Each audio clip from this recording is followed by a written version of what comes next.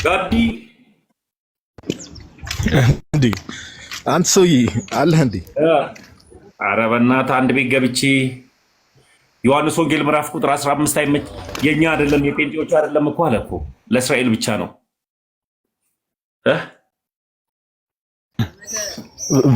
በእኔ ያላችሁ ቅርንጫፎች እያለ ለእስራኤል ከባድ ነው አለ እንጂ በጣም አስቸጋሪ ሆኗል እኮ። መምህር ነው ደግሞ በዚህ ላይ የኮሌጅ መምህር ነው። የኮሌጅ መምህር አይ አስቸጋሪ ነው። አንዳንዴ ይሄን ክፍል ባይዘው ብዙዎቹ ያው እንደዛ ብለው ሊያጣሙት ይሞክራሉ፣ ግን እንደዛ ብሎ የፈታውም የለም ሲጀመር። በክርስቶስ መሆን ማለት ራሱ ሲጀመር ያው አዲስ ኪዳን ክርስቲያን በሱ ማመን አለበት እና አይሁዳውያን ደግሞ እንደው ወደ ገዛ ወገኖቹ መጣ የገዛ ወገኖቹም አልተቀበሉትም አይደል የሚለው መጽሐፍ እና በክርስቶስ መሆን የሚለውን ነገር ያው አንዳንዴ አጣሞት ከምን ጋር ሊያገናኙት ይሞክራሉ። ይሄ በብሉይ ኪዳን ያው የእግዚአብሔር ሕዝብ ከመባላቸው አንጻር ይላል፣ ግን እንደዛ የፈታም የተረጎመም የለም። እንግዲህ ኤኒዌይስ አስቸጋሪ ነው። እስቲ ወደ ቤት እየገባው ነው። አንዴ 10 ሰከንድ ሰይ እና ስትገቡ አሁን ላይ በተለይ አስገቢ ጴንጤ ቤት ነው የመጣሁት። ቅድም ላይ ጴንጤ ቤት ስመጣ የመጣሁት ራሴ ነኝ የመጣሁባችሁ እና ራሴ ስመጣባችሁ የሆነ ሰው ነበረ። እስኪ እንዴት እንደማደርግ አላውቅም። ጴንጤ ቤት ስመጣ አቤሌ እንዴት ነህ? እና ጴንጤ ቤት ስመጣ ስገባ ለመማማር ነው የገባሁት እና የእናንተ ርዕስ ቶፒክ ካልሆነ ምንም ላደርግ ስለማልችል ነው። አይ ድህነት አይታጣም የምትሉ ሰዎች ካላችሁ ነው እናንተ ደግሞ ላስገባችሁ። መልካም ጦጣው ሰላም ብያለሁ። ኦኬ ተሜ ቆይ አንዴ ማውራት እችላለሁ ወንድሜ? አንድ ጊዜ ሚውት ታረግ ካሉ ከጋዲ ጋር ማውራት ፈልጋለሁ። ከአንተ ጋር ማውራት አልፈልግም። ሲጀመር የሚያወራው ረዥም ሰዓት የሚያወራው ከአንድ ጊዜ ረዥም ሰዓት የሚያወራው ጋዲ ነው። ጋዲ ደግሞ ወንድሙን የሚጠላበትን ሰው ደግሞ ስለማይወድ ደግሞ ስታወራ በትክክል አውራ። አንድ ጊዜ ሚውት አድርግ። ኦኬ እሺ ታንክስ። እሺ ጋዲ እንኳን ደህና መጣ። ጦጣው ሰላም ብያለሁ። እንዴት ናችሁ? ተሙዬ ሰላም ነው ሁላችሁ? እግዚአብሔር ይመስገን ወንድሜ። ሀሳብ ካለ ትላለህ? ምንም ሀሳብ የለኝም፣ ግን በነገራችን ላይ ጦጣው አትበሉኝ። እኔ ኦሪጂናሉ ጦጣ አይደለሁም። የእሱን ቦታ አልሸፍንም እባካችሁ። እሱን ወክዬ አይደለም የመጣሁት። አንድ እንትን ነበረኝና ጋዲም አንተም እኔ ትንሽ ሸሽቼ ነበረ ከቤተ ክርስቲያን ማለት በተወሰኑ ወራቶች ወደ እስልምናው ገብቼ ነበረ። እናም በቃ ጥሩ ላይ አልነበርኩም። በተደጋጋሚ እነ መዝሙረ ጋም ገብቼ እነ ልደት ጋም አንዳንድ ጥያቄዎችን ጠይቄ አውርተውኛልና መልሰውልኛል። ግን ያው በጣም ቢዚ ስለሆኑ ብዙ ነፃነት አላገኘም። በየቤቱ እየገባሁ ማውራበት። ሁላችሁም ቢዚ ናችሁ አብዛኞቹ እና ባለፈውም ወንድማችን አግኝቼው ነበር። ማነው ስሙ? አሁን ከፕሮቴስታንት ወደ ክርስትና የመጣው አዳማ መጥቶ መስቀል ሊያከብር እሱን አግኝቼው ስልኩን ሰጥቶኝ መታ አናግረኝ ብሎኝ ተነጋግረን እሱ ቤት ሲሄድ ስምን ቀይርና ና ብሎ ነው የሸኘኝና አሁን እናንተ ጋር ነው አሁን አመጣጤና ጊዜ ካላችሁ በጣም ጥያቄዎች አሉኝ። ወደ ራሴ መመለስ ፈልጋለሁ። ጋዴው እናንተ ይሄ ነው የነሳ። እሺ ችግር የለውም፣ ጊዜ እንሰጣለን። ለምቢባል ወንድማችን ነህ፣ ችግር የለውም፣ እናወራለን። ጊዜ ሰተነ የትኛውንም ጥያቄ እግዚአብሔር መንፈስ ቅዱስ በረዳ መልክ እንመልስልሃለን። ካልሆነ ደግሞ ቤተክርስቲያን ሰፊ ናት እና የአቅማችን እንሞክራለን። ጋዲ ቴዲን አውራው እስኪ አንድ ጊዜ እና ጦጣው ትንሽ የድል ስጠን። እሺ እዛ አስቤት ይቻላል። እኔ እጠብቃለሁ። ረጅም ሰዓት አለ እጠብቃለሁ። ችግር ሜቢ በእንትን ላይ ሜቢ ሰላም ብያለሁ ሁላችሁንም። ተሙሻ እንዴት ነህ ብሮስኪ? ሁላችሁንም ሰላም ብያለሁ።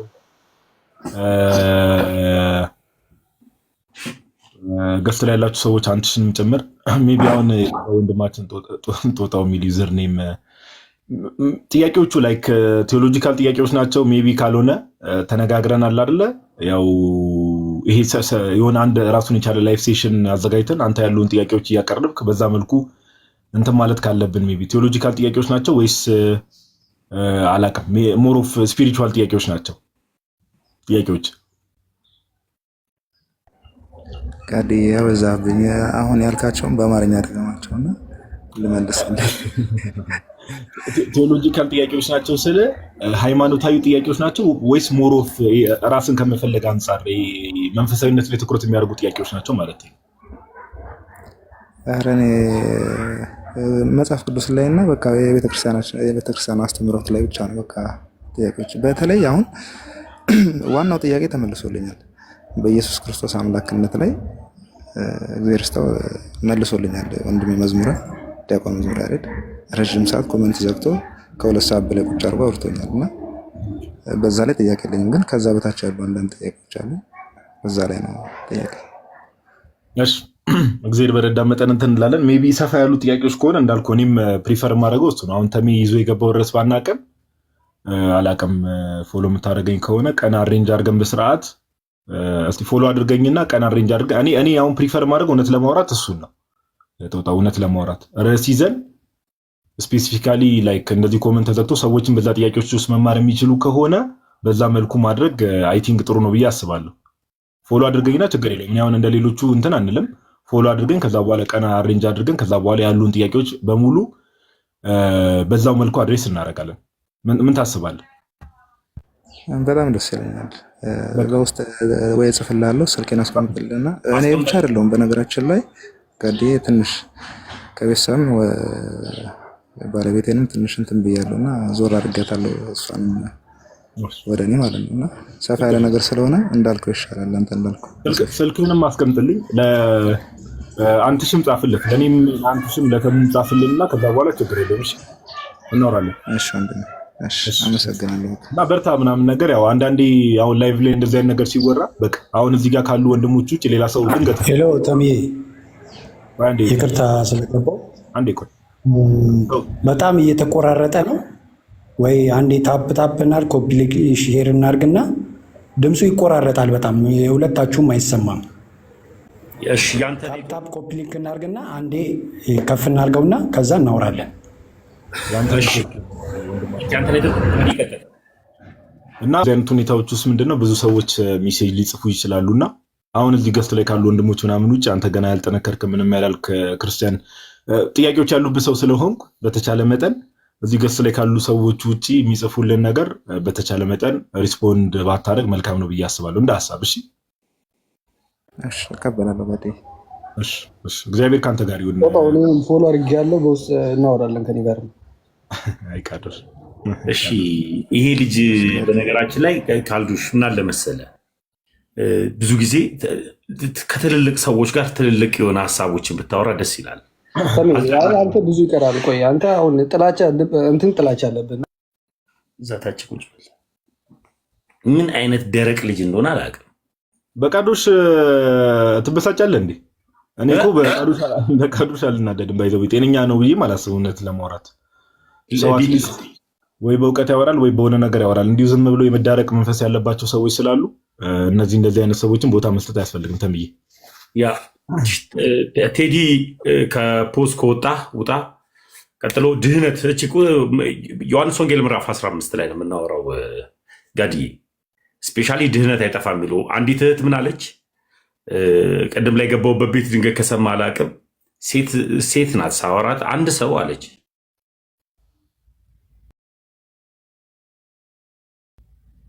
ካመነ በኋላ ወንድም እንኳን ቢያገባ ኃጢአት ለስጋ ስለተፈጠረ ችግር የለውም ስጋው ነው እንትን የሚለው የሚጠየቀው የእግዚአብሔር መንግስትን አያጣም አንልም ኃጢአት ለስጋ ብቻ ነው የመጣው ብላ ድምድም አድርጋ መለሰችልኝና ይህን ያክል የሚከብድ አስተምሮ ያላቸው ሰዎች አሉ ጋዲ።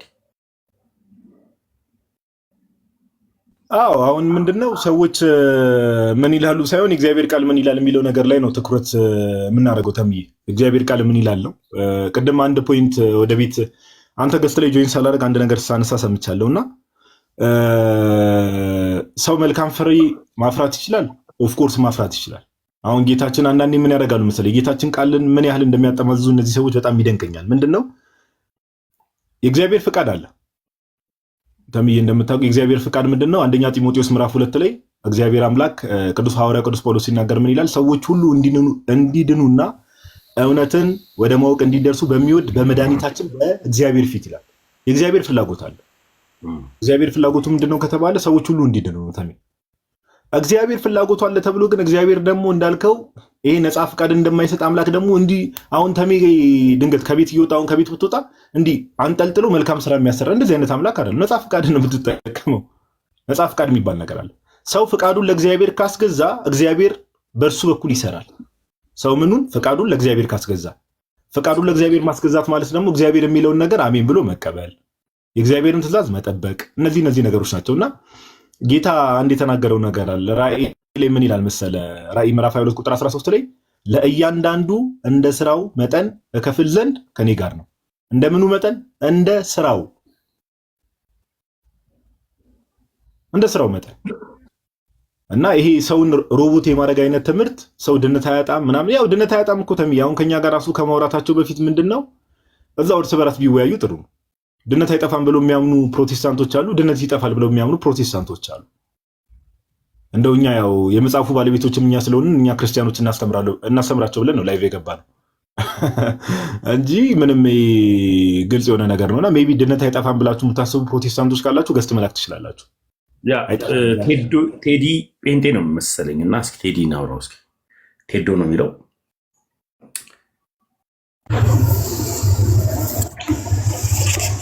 እንዴት ናችሁ? ሰላም ነው? እግዚአብሔር ይመስገን። ቤተ እምነትን ብናገር ከመሰረተ ክርስቶስ ከሙሉ ወንጌል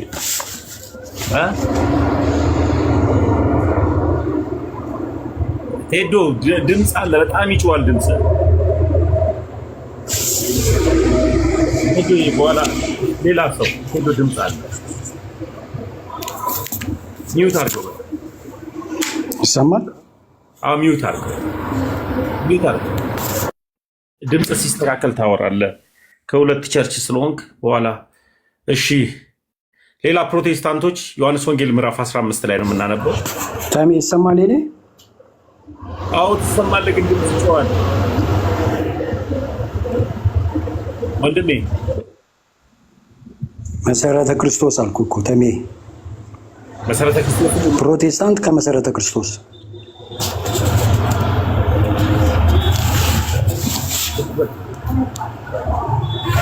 በቃ በኋላ ነው ወንድሜ፣ በኋላ በጣም ነው የምትረብሸው፣ በጣም ነው የሚረብሸው። የመኪና ድምፅ አለ ምን አለ እና ሌሎች ፕሮቴስታንቶች እናንተን እናስገባለን።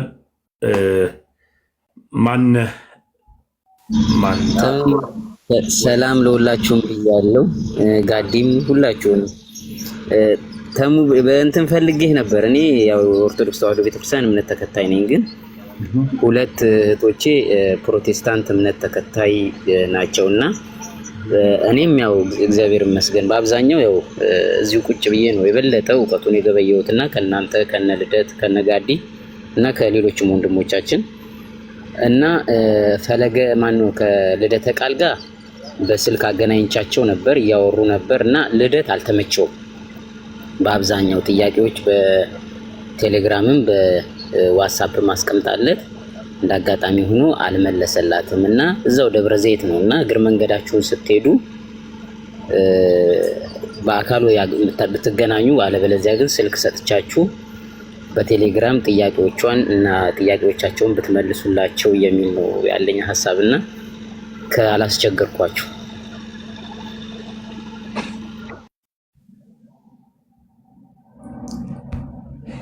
ጋዲ መጣውኛው መጥቻል።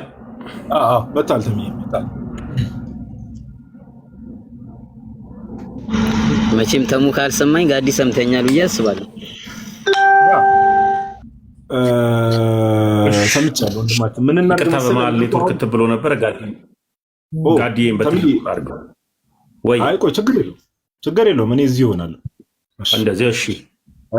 ምን መሰለ ወንድማችን፣ አሁን የገባው ወንድማችን፣ አሁን በጣም ብዙ ሰዎች ጥያቄ ስላለባቸው ጥያቄ ያለብን እንዲህ ያው ሁሉም ሰው ደግሞ የራሱ ሩጫ ስላለበት እግዚአብሔር በሚያውቀው ሰዎችን ፐርሰናሊ በአካል እያገኙ እንትን ማለት ለግዠሪ የለውም ታይሙ ላይክ የጊዜ ለግዠሪ የለንም። ግን ምንድነው እንዳልኩ እኔ ጥያቄ ያላቸው ሰዎች ሌሎች ቤተ እምነቶችም ቢሆኑ በቅንነት እንደዚህ ላይቮች ሲከፈቱ ምናምን ነገር ቲክቶክ ላይ መጥተው ጥያቄያቸው እንዲህ ጥያቄ አለብኝ ይሄ እንዲህ ነው ይሄ እንዲህ ነው ብሎ ማውራት የሚችሉ ከሆነ ጥሩ፣ ካልሆነ ደግሞ እንዳልከው ሜቢ በስልክ ማውራት የሚቻል በሚንስ ካለ እሱ ማመቻቸት ይቻላል እንጂ በአካል ማግኘት እንኳን ትንሽ አስቸጋሪ ነው እውነት ለማውራት በአካል ማግኘት። ጋድዬ ይቅርታ እና እኔ ወታደር ነኝ። እኔ እንዳጋጣሚ ሆኖ እዛው ኮሚኒኬት እንዳላደርግ የተለያዩ ነገሮችን በአቅራቢያ ሁኜ እንትን እንዳልን አሁን ደግሞ ግዳጅ ላይ ነኝ። ከኢትዮጵያ ውጭ ነው ሶማሊያ ነው ያለሁት እና ያ ነገር ነው ቻሌንጅ የሆነኝ እንጂ የእናንተን ጥያቄ ራሱ በደብተር ሁልጊዜ ነው የምመዘግበው እና የምትወያዩትን ነገሮች በሙሉ ያንን እንኳን ይዤ ማወያየት እችል ነበረ። ነገር ግን መነጋገር እችል ነበር። የተወሰነ ከኔ መጽሐፍ ቅዱስ ይፈልጋል። ቁጭ ብለህ በመጽሐፍ ቅዱስ በማስረጃ ማሳየት ይፈልጋል። እነዚህ ወይም ደግሞ እናንተ በዩቲዩብ ከተቻለ ነው ብዙ ያው ትክክል ነው ብዙ ስራ አለባችሁ ይታወቃል። አሁን ለምሳሌ በእንትን ላይ በዋትስአፕ እና በቴሌግራም የምትጠቀሙትን መልሶችን ጥያቄ እንድታስተናግዱልኝ ነው እንጂ ያን ያህል እንድትጨነቁ ወይም ደግሞ አይደለም። እግዚአብሔር ፈቅዶ እኔም ከመጣሁኝ እኮ ያለውን ነገር አዲስ አበባም ይሁን እናንተን ላገኛችሁ እችላለሁ ከእግዚአብሔር ጋር። አዎ እስቲ እንዳልኩ ነው በተቻለ መጠን በስልክ ማውራት የሚቻልበት ሚንስ ካለ እንደዛ ለማድረግ እንሞክራለንና we will try to do that። እንደዛ ይሻላል። በስልክ ማውራት የሚቻል ከሆነ እንደዛ ይቻላል። ስልካቸውን ማስቀመጥ የምትችል ከሆነ ወይም ደግሞ የኛን ስልክ እናስቀምጠልንና ደውለው ማውራት የሚችሉ ከሆነ ፈቃደኛ ከሆኑ እንደዛ እናርግ እንጂ እንዳልኩ ነው። እኔ አሁን በአካል ሄዶ ሰው ማውራት የሚለው ነገር ቃል መግባት አልችልም እግዚአብሔር በሚያውቅ።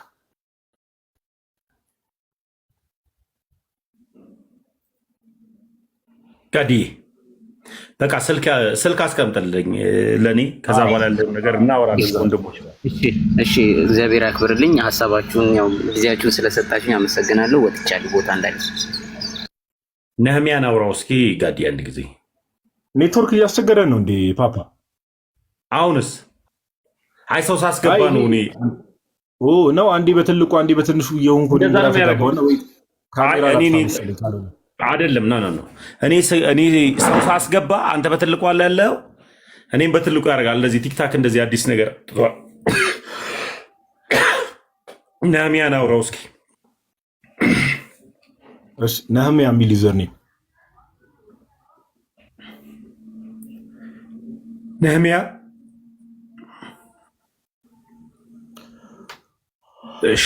እሺ መልካም ነህሚያን ታች ላወርደውና ጋድዬ ከይቅርታ ጋር ፕሮፌት ዳንኤል ነው የምለው ልጅን ባወራው ደስ ይለኛል።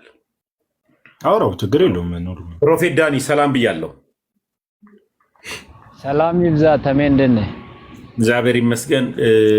ፐርሰናል እኔን ታውቀኛለህ? አላወቅኩም። አንተም ስላላወቅኩ ነው። ቲክቶክ ላይ ነው ማውቀው ተሜ እኮ። ስለዚህ የምጽፋቸው ኮመንቶች ምንድን ናቸው? የምታወቂያ ስሜ ምን ያው ያለህበትን ሁኔታ ነው የጻፍኩት። ምን ዋሸው ማለት አይ ልጆችን ትዳርን ለምን አሰበስብም ሹጋ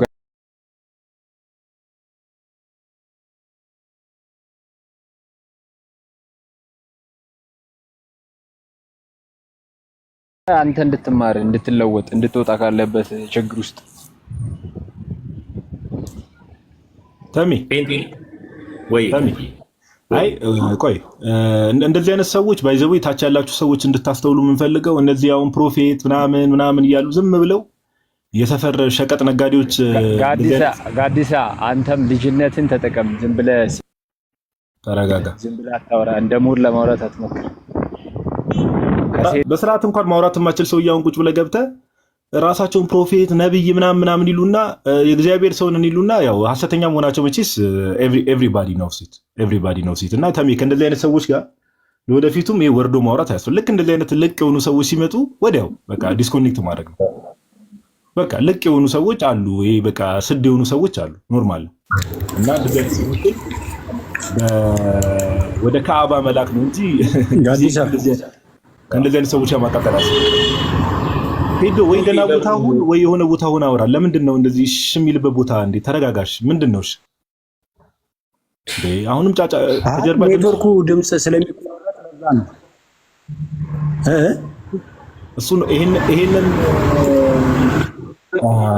ተመልሰና በቃ ቴዶ ተመልሰና በጌታ ድምጽ የኔ ችግር የለውም እኮ እኔ ይሁን ነፋሻ ቦታ ነኝ፣ ጥላ ላይ ቁጭ ብዬ ነው ያለሁት። እኔ ጋር ድምጽ የለም።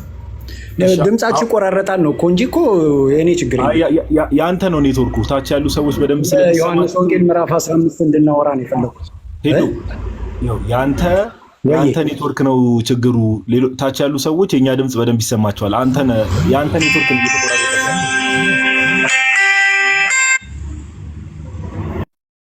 ወደ ካባ ተልካል። እሺ ሌላ ጴንጤዎች አንድ ቁጥር ጻፉልን፣ ከእናንተ ጋር እናውራ። የምትገቡ ሰዎች ድነት አይታጣም ብሎ የሚያምን ሰው ካለ ይግባና መጽሐፍ ቅዱስ እያነሳ እናወራለን። ድነት አይታጣም ብሎ ድነት አይታጣም የሚል ካለ እሺ። ስዩም ዘኪድዬ ይሄማ ከኛ ወገን ነው። ዘኪድዬ ከተባለ የኪዳነ ምሕረት ልጅ ማለት ነው። አንድ ቁጥር ታዲያ ለምን ጻፈ ወንድምየው? ፓስተር እስጢፋኖስ ስብዮት አለው። እሺ ይቅርታ ፓስተር፣ እንቀጥላለን። አንድ ጊዜ ስዩም ዘኪድዬ ሰላም ብያለሁ። ሰላም ነው። ተሙ እንዴት ናችሁ? አለሁኝ ወንድም አለም። ያው ይቅርታ እሺ፣ ጴንጤዎች ስል ነበር አንድ ቁጥር ስጽፍ የሳብኩ የኪድዬ የሆነ ሀሳብ ቅድም እንትን ላይ አይቼ ነው ታውቃለህ፣ ቪዲዮ አይቼ እና እኛ ነበርን እዛ አቶ ኤርሚያስ አካባቢ እኛ ነበርንና የሆነ አባሳው ቅድም የነበርከው ልጅ ነህ። በቃ አሁን እዛው ሚውት አድርገህ በኋላ እናወራለን። እንኳንም ደህና መጣ። እንዲሁም ቅድም ላይ አንዳንድ ሀሳቦችን ትንብዬ ጽፌ ነበር ኮመንት እዛ ቤት ላይ። ችግር የለውም ሁን። እሺ ወንድማችን ሁን። ጋዲ ፓስተር እስጢፋኖስን አውራቸው እስኪ። እግዚአብሔር ይስጥልኝ። ፓስተር አይደለሁም። አይ በኋላ ደግሞ እንዳይናገሩኝ እኔ እኮ ይኸውልህ ከእርሶ ጋር ላለመጣላት ከጋዲ ጋር ይቀጥሉ አልኩኝ እኮ። ጋዲ ይቀጥል። እሺ ሰላም ደርሶ ይሁን። ፓስተር አይደለሁም ካሉ እሺ። አቶ እስጢፋኖስ ትክክል። ፓስተር አይደለሁም። ጥያቄ ምንድን ነበር? ደህንነት አይታጣም የምትሉ አንድ ቁጥር ጻፉ ስትል ጥያቄህን ግልጽ ብታደርግልኝ ብዬ ነበር መጀመሪያ። ጥያቄው ምንድን ነው? ሰው የዘላለም ሕይወትን አንድ ሰው ለምሳሌ ክርስቲያን ከሆነ በኋላ የዘላለም ሕይወትን አያጣም ብሎ የሚያስብ ሰው ማለቴ ነው። ኦኬ። ስለዚህ በክርስቶስ ኢየሱስ አምኖ ጌታን አምኖ የተቀበለ የዳነ ሰው የእግዚአብሔርን ቃል ያነበበ ሰው እንደ እግዚአብሔር ቃል እየኖረ እያለ ከዛ በኋላ እምነቱን ቢጥል እና ከእምነቱ ተመልሶ ወደ ቀድሞ እንዳላመነበት ዘመን የሚኖር ከሆነ እንደዛ በሚኖርበት ዘመን መጀመሪያ ያመነውና የተቀበለው ደህንነቱ አድኖት ይቀጥላል ወይ ነው ጥያቄ። ጥያቄው ምንድን ነው? አንድ ሰው ክርስቲያን ከሆነ በኋላ መጽሐፍ ቅዱሱ በሚያዘው መሰረት በክርስቶሳዊ ክርስቲያን ከሆነ በኋላ መኖር የሚገባበት የሆነ ሰርቴን ዌይ ኦፍ ላይፍ አለ። መኖር የሚገባበት የሆነ መንገድ አለ፣ ወይ ደግሞ መመላለስ ያለበት በጽድቅ መመላለስ አለበት እና ሰው በኃጢአት ቢመላለስ ሰው በኃጢአት ቢመላለስ ንስሐ ባይገባ ድነቱን ሊያጣ ይችላል ወይስ አያጣም ነው ጥያቄው። መልሱንም ጥያቄውንም መልሰህልኛል። አመሰግናለሁ። እሱን ያጣል አያጣም? መልሱንም ጥያቄውንም ነግረኸኛል። አይ ችግር የለውም። እርሱ ለአዳማጩ ይመልሱልን፣ ችግር የለውም። እኔ መልሱንም ጥያቄውንም ከመለስኩ ጥሩ ነው። ያጣል አያጣም የሚለውን ኮንፊርም ያርጉኝ አንዴ። አንድ ሰው በእምነቱ ያመነበትንና በእምነቱ ጸንቶ ካልኖረ እንደ እግዚአብሔር ቃል በጽድቅ በእግዚአብሔር ጸጋ ካልኖረ ደህንነቱን ሊያጣ ይችላል። የእግዚአብሔር ቃል እንደዛ ነው የምረዳው። ያስማማናል። እንደዛ ከሆነ እኛና እርሶ የምናወራበት ነገር የለም ማለት ነው። ለምን በፕሮቴስታንቱ ዓለም ሰው የፈለገ ነገር ቢሆን የፈለገውን ነገር ቢያደርግ ድህነቱን አያጣም ብለው የሚያምኑ ብዙ ግሩፖች ስላሉ ነው ይህንን ርዕስ ይዘን የገባ ነው። አቶ እስጢፋኖስ እሺ፣ ይኸውልህ በጣም ደስ ትሉኛላችሁ። እኔ ብዙ የእናንተን ሰዓት ለመውሰድ አየር ሰዓት ለመውሰድ እንደዚህ አይደለም የገባሁት።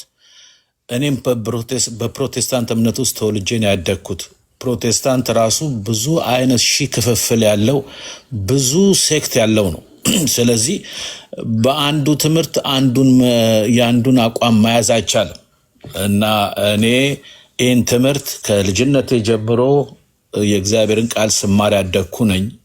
ቤተሰቤ በፕሮቴስታንት እምነት ውስጥ የነበረ ነው። አንድ ሰው ከዳነ በኋላ እንደዳነ ሰው በዳነበት ትምህርት ካልኖረ ደህንነቱን በመፍራትና በመንቀጥቀጥ የራሳቸውን መዳን ፈጽሞ ነው የሚለው የእግዚአብሔር ቃል። እና የእግዚአብሔርን ቃል አንስተ መነጋገር ካስፈለገ መነጋገር ይቻላል። ነገር ግን መዳን ደህንነት ራሱ በክርስቶስ ኢየሱስ በማመን ነው።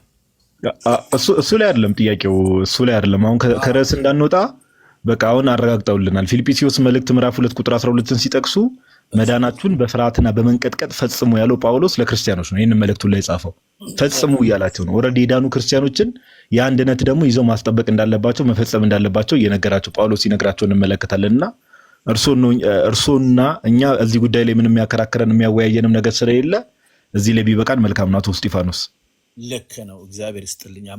እናመሰግናለን። ደስ ይላል።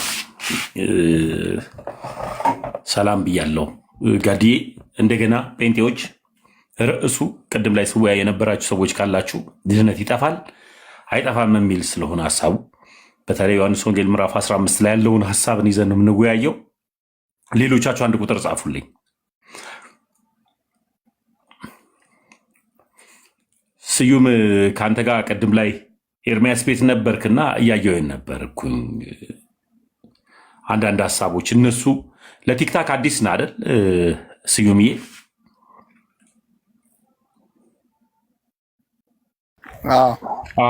እዛ ጋር እነሱ ምናለ መሰለ እኛ እዚህ ቲክታክ ላይ ፕሮቴስታንቶች ጋር ስንገባ እንዴት መግባት እንዳለብን እናውቃለን። እነሱ አሁን አንተ በየዋነት ስለ ቅዱሳንም ሆነ ስለ እናታችን ስለ ቅድስት ድንግል ማርያም ይሄ በተለይ ጡቷን ጠባ ምናምን የሚለው ሀሳብ ላይ አንተ ስታወራ እነሱ የራሳቸውን ፖለቲካ ይሰሩ ነበርና ያን የነበረ ውረድ እያልኩ የጻፍኩልህ የነበረው በግልጽ ነው መጥቼ የጻፍኩልህ፣ ግን አላየከውም የኔን ኮመንትና እነሱ መጽሐፍ ቅዱስ ላይ ከኛ ከኦርቶዶክሳውያን ጋር ችለው ያወያዩ እንኳን መጽሐፍ ቅዱስ ላይ በጣም ጎበዝ የሆኑ እዚህ ፕላትፎርም ላይ በመጽሐፍ ቅዱስም በገድልም በተአምርም ጎበዝ የሆኑ ዲያቆናቶች፣ መምህራኖች፣ ቀሲሶች አሉ እና ከነሱ ጋር አብረው ቁጭ ብለው ያወያዩ እና ቤታቸውን ከፍተው አንዳንድ ስህተት ነው የሚሰሩት። እሺ ስዩምዬ፣ እና የምንገባባቸውን ቤቶችን ብንመርጥ መውር አሪፍ ነው። እኛ ጋር መጥተህ ከኛ ጋር አብረህ ህብረት እያደረግ የገባንን እውነትን እንድንማማር ያደርገናል። ይሰማል አንዳንድ ጊዜ ቤተክርስቲያንን ሲተቹ ከመጠን በላይ ሲተቹ ይሰማል እና ለዛ ነው ስዩምዬ ያን የጻፍኩልህ። እኔማ እየሰማሁት ነበርና ኤርሚያስ የሆነ የሚያወራውን ነገር እየሰማሁት ነበር ማለት ነው። እና የሆነ አይደለም ከገድላትና እንደዚህ ከመጽሐፍ ቅዱስ ጋር አይደለም ኢቭን ከመጽሐፍ ቅዱስ ጋር የሚጣረስ ሐሳብ ያነሳል ማለት ነው ኤርሚያስ። ከዛ ሌሎችም እንደዛው ናቸው። መኃልየ ዘሰሎሞንን ለሆነች ሴት ሰጡት እያያቸው ነበር። ገድላትን ደግሞ ቀጥታ የሆነ ነው ውስጥ ያስገባሉ። አይ ምሳሌ ለምሳሌ መጽሐፍ ቅዱስ ውስጥ የሆነ ራስ ካለው ገድላት ያንን ራስ ተንተርሰው ይሰፋሉ ማለት ነው። ይሄንን አስፍተ ለማሰብ ደግሞ የሆነ ኦርቶዶክስ ተዋህዶ ይሆን ከአማኝ መሆን አለበት እንጂ የሆነ ቃል በቃል እዛ ውስጥ ላታገኘው ትችላለህ። ግን ምንድነው ራስ ግን አለው ውስጥ መጽሐፍ ቅዱሱ ላይ ማለት ነው። ታሜ እየሰማኝ ከሆነ ማለት ነው። ምክንያቱም ራስ ሳይኖረው አይጻፍም ነው። ቶፒኩ እንዳንቀይረው ነው። እንደ ሐሳብ ነው ያወራው። እኔ ፎሎ መልሼልሃለሁ፣ በውስጥ እፈልግሃለሁ። አንዳንድ የጴንጤዎችንም እንትን እነግርሃለሁ። እሺ ድራማቸው እና ደግሞ አባ ፋዘር የሆነ ሲናገሩ ሰምተሃል አይደለ? አይቶ እሱንም ጴንጤ አይደለ፣ እሱ ጴንጤ ነው፣ ታድሶ ነው። ቪዲዮ ሰርቼበታለሁ። ሁሉንም ነገር እነግርሃለሁ እና በውስጥ አወራሃለሁ። አሁን እዚህ ጋርም ሰዎች የእኛንም ድምፅንም ሪከርድ ስለሚያደርጉ እንኳንም አገኘሁ ፎሎ መልሻለሁ፣ በውስጥ አወራሃለሁ። ፕሮቴስታንቶች ወደ ቶፒኩ ስንመለስ ድህነት ይታጣል አይታጣም የሚለው ሐሳብ ላይ የእናንተ ትምህርት ድህነት አይታጣም ካልታጣ ኑና በማስረጃ አውሩን። አንዳንድ ቁጥር ጻፉ፣ እናንተ እናስገባ። ገስት ላይ ብዙ ሰዎች ያላችሁ ፕሮቴስታንት ሁኑ አትኑ ስላላወቅኩ ነው። እና ገስት ላይ ያላችሁም ሰዎች ፕሮቴስታንት ከሆናችሁ አንድ ቁጥር ጻፉልኝ፣ አንድ ቁጥር ጻፉልኝ፣ አንድ ቁጥር ጻፉልኝ።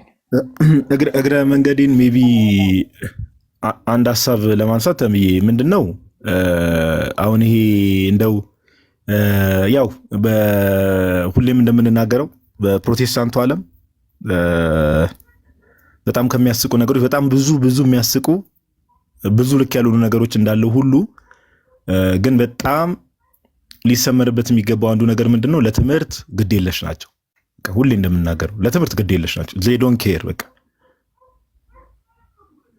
ሁሌም እንደምንለው ሰው ኦኬ አሁን ኢየሱስን መቀበል ክርስቶስ ኢየሱስን መቀበል ይባላል። ብዙ ፕሮቴስታንቶች ክርስቶስ ኢየሱስን ተቀበለናል ብለው በአፋቸው ይናገራሉ። ትምህርቱን ግን ሙሉ ለሙሉ ዲና ያደርገዋል። ትምህርቱን ሙሉ ለሙሉ ሪጀክት አድርገውታል። ኦኬ ጌታን መቀበል ሲባል ከምን አንጻር ነው ከተባለ ክርስቶስ ኢየሱስ ያስተማረውን ትምህርት አሜን ብሎ መቀበል ነው። ባይ ዘ ወይ ጌታችን ኢየሱስ ስለ አባቱ የነገረን ነገር አለ። ስለ ዘላለም ሕይወት የነገረን ነገር አለ። ሰው የዘላለም ሕይወትን እንዴት እንደሚያገኝ ነግሮናል። እነዚህ ነገሮችን አሜን ብሎ መቀበል ነው። እና በፕሮቴስታንቱ ዓለም አሁን እንደምታየው ለምሳሌ አንድ ሰው ድነት ይታጣል ብሎ የሚያስተምር አለ፣ ድነት አይታጣም ብሎ የሚያስተምር አለ። ሰው የዘላለም ሕይወትን ሊያጣ ይችላል ብሎ የሚያስተምር አለ፣ የዘላለም ሕይወትን አይታጣም፣ ምንም ቢደረግ አይታጣም። እነዚህ ሰዎች ግን እስቲ አብረው ህብረት ያደርጋሉ። ይሄ ምንን ያሳየናል ከተባለ ስለ ትምህርት ግድ የላቸው። ኦኬ መጽሐፍ ሲናገር ግን መጽሐፋችን እንዲህ ሐዋርያው ቅዱስ ጳውሎስ በረከቱ ይደርብና ለጢሞቴዎስ ሲጽፍለት ምንድነው? ተጠንቀቀ ለሚያስተምረው ትምህርት ሁላ። ለምን እሱ ጢሞቴዎስ በሚያስተምረው ትምህርት ሰዎች ሊድኑም ሊጠፉም ስለሚችሉ ለሚያስተምረው ትምህርት ራሱ እንዲጠነቀቅ ያዘዋል። ኦኬ ለምን ሰዎች በሚያስተምሩት ትምህርት ሰዎች ወደ ጥፋት ሊሄዱ ይችላሉ፣ ወደ ዘላለም ሕይወት ሊሄዱ ይችላሉ። በፕሮቴስታንቱ ዓለም ግን ችግር የለውም። በቃ ዝም ተብሎ እንደው ኢየሱስ ይባላል። ለጌታችን ኢየሱስ ጠበቃ የቆሙ ይመስል ባይ ዘ ወይ ለክርስቶስ ኢየሱስ ጠበቃ መቆም ማለት ለትምህርቱ ጥብቅና መቆም ነው። ለማንነቱ ጥብቅና መቆም ነው። ለክርስቶስ ኢየሱስ ጥብቅና መቆም ማለት ሌላ አይደለም ትርጉም። ኦኬ ለክርስቶስ ኢየሱስ ጥብቅና መቆም ማለት ሰው ኢየሱስ ይኸው ፍጡር ነው በቃ ነብይ ነው ሲል አይ ኖ ብሎ በመጽሐፍ ቅዱስ ትምህርት መሞገት ለክርስቶስ ኢየሱስ መቆም ማለት ይሄ ነው። እሺ እንጂ ዝም ብሎ አፍ ላይ 35 ጊዜ ኢየሱስ እያልክ እንደ መፈክር ስለጮክ እንደው ጌታ አይ አንተ በጣም ጎበዝ ሰው ነህ አይለ። ኦኬ መልእክቱን ማግኘት ያስፈልጋል። ምንድነው ያስተማረው የሚለውን ማየት ያስፈልጋልና ለዛ ነው አሁን እኔ አንዳንዴ ኦርቶዶክሳውያን እንደው የተወሰነ ጊዜ ከቲክቶክ አረፍ ብንል መልካም ነው። ለምን እርስ በርስ መነጋገር አለባቸው። የዘላለም ሕይወት ይታጣል አይታጣም የሚለው ላይ ራሱ መወያየት አለባቸው። ለምን አንድ ነን ብለው ህብረት ያደርጋሉ። አሁን አምልኮ ይፈጽማሉ። ሁለት የተለያየ አይነት ትምህርት ከመጽሐፍ ቅዱስ ጋር ሁላችንም እንደምናውቀው ከመጽሐፍ ቅዱስ ሁለት አይነት ትምህርት ሊወጣ አይችልም። ከመጽሐፍ ቅዱስ ሁለት አይነት ትምህርት ሊወጣ አይችልም። የዘላለም ሕይወት ይታጣልም የዘላለም ሕይወት አይታጣም የሚል ትምህርት ከመጽሐፍ ቅዱስ ሁለት አይነት ትምህርት ከወጣ መጽሐፉ ላይ ነው ጥያቄ የምናነሳው። ግን የእግዚአብሔር ቃል እንደመሆኑ መጽሐፍ ቅዱስ ውስጥ ያለው የእግዚአብሔር ሐሳብ አንድ ነገር ነው ያስተላልፈው። እሱም ሰው የዘላለም ሕይወት ሊያጣ ይችላል። አሁን ትምህርቱን እንተውና ለምንድን ነው እንደዚህ መሸፋፈን የመጣው ከተባለ በቃ ሰይጣን እንደዚህ ነው። ቅድም የገባው ወንድማችን ተሚ አንድ ነገር ነግሮናል። ምን አለ? ብዙ ሺህ ሴክቶች አሉ። ብዙ ሺህ ሴክቶች ኦኬ በምን ውስጥ? በፕሮቴስታንት ውስጥ ብዙ ሺህ ሴክቶች አሉ። ወርልድ ዋይድ ማለት ነው። ሁሉም ደስ እንዳለው ነው የሚያስተምረው። ማጆሪቲው ሁሉም ራሱን ወንጌል አማኝ ብሎ ነው የሚጠራው። አንዱን ማውገዝ አይችልም። አንዱን ማውገዝ አይችልም። ኦኬ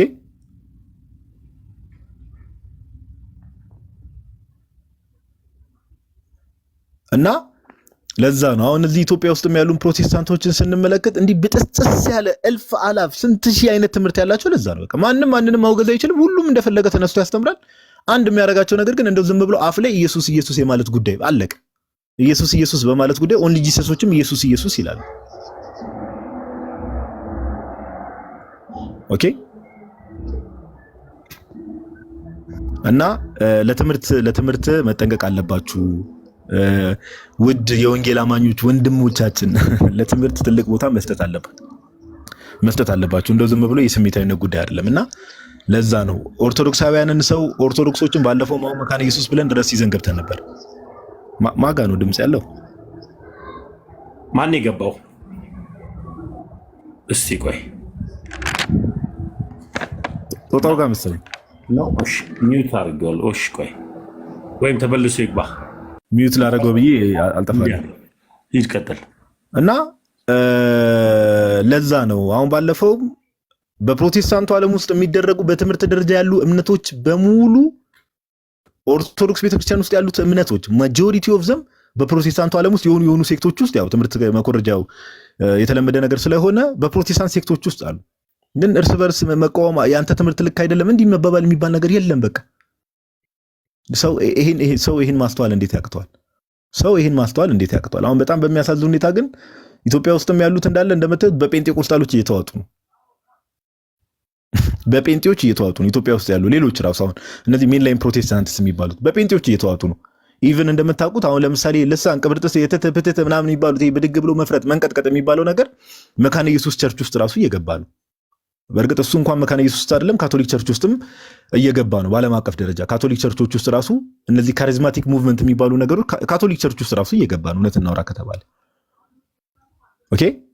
እና ያሳዝናል። ሰው በቃ እንዳለ ጭፍን ነው። በቃ ህዝብ እውቀት ከማጣቱ የተነሳ ጠፍቷል የሚለው ትንቢት የተፈጸመበት ህዝብ ይመስል የማንም አልግጥና ሐሰተኛ ነብይ መጫወቻ ሆኖ በቃ ይሄው ምንም ትምህርት የሚባል ነገር የለም። በቃ ዝም ብሎ መሸወድ በታምራትና በሐሰተኛ በፌክ ታምራት መሸወድ እና ይሄ ህዝብ እውነት ለማውራት በጣም ትምህርት ያስፈልጓል፣ ወንጌል ያስፈልጓል። ነገር ግን እነዚህ ሰዎች በዚህ ደረጃ በዚህ ሁሉ ሐሰተኛ ነቢያት የተሸወደ ስንት ጨለማ ውስጥ ያለ ስንት ህዝብ በሚሊዮን የሚቆጠሩ ህዝቦች እያሉ አሁን ምንድነው የሚያደርጉት? ሰይጣን እዚህ ጋር ነው ስራ የሚሰራ። አሁንም አታክ የሚያደርገው የጌታን ቤተክርስቲያን ነው። ኦኬ የጌታን ቤተክርስቲያን አታክ የሚያደርገውና ሁሌም እባካችሁ ፕሮቴስታንቶች በተቻለ መጠን ደብል ስታንዳርድ አትሁኑ። የኦርቶዶክስን የጥምቀት ትምህርት አትቃወም። መጀመሪያ ኦርቶዶክስ ህፃናትን ታጠምቃለች ብለህ አትቃወም። ፕሮቴስታንት ውስጥ ያሉ የህፃናት ጥምቀትን የሚቀበሉ ሰዎችን እነሱን ተቃወማቸው።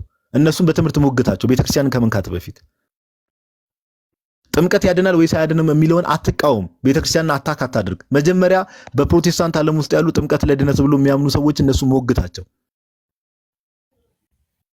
ኦኬ ቅዱስ ቁርባን እውነተኛ የጌታ ስጋና ደም አይደለም ወይ ደግሞ የዘላለም ህይወት ይሰጣል ብላ ቤተክርስቲያን ስታምን አትቃወም።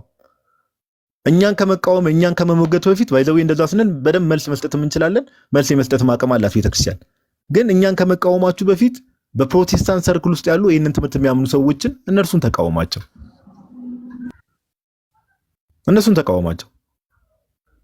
ከድነትም አንጻር እንደዚህ የዘላለም ህይወት እንዴት መልካም ስራ ያስፈልጋል ወይስ አያስፈልግም ሲል እዛው በአንተ ሰርክል ውስጥ ኢትዮጵያ ውስጥ ያሉ ፕሮቴስታንት ቸርቾች እንደዚህ የሚያምኑ ስላሉ እነሱን መጀመሪያ አወራቸው፣ እነሱን ተቃወማቸው። ግን እንዳልኳችሁ ፕሮቴስታንቲዝም ማንም ሰው የመጽሐፍ ቅዱስ ብቻ ትምህርት የመጨረሻው ሶላ ስክሪፕቹራ ይሄ ነው። በቃ ማንም አውቶሪቲ የሚባል ነገር የለም። ማንንም መቆጣጠር አይችልም። ሁሉም ሰው እየተነሳ ደስ ያለውን ትምህርት ያስተምራል። በቃ ትሄዳለህ። እልፍ አላፍ የሆንክ ከጌታ ትምህርት ረቀ ትሄዳለህ። በቃ ማንም አይቆጣጠረ።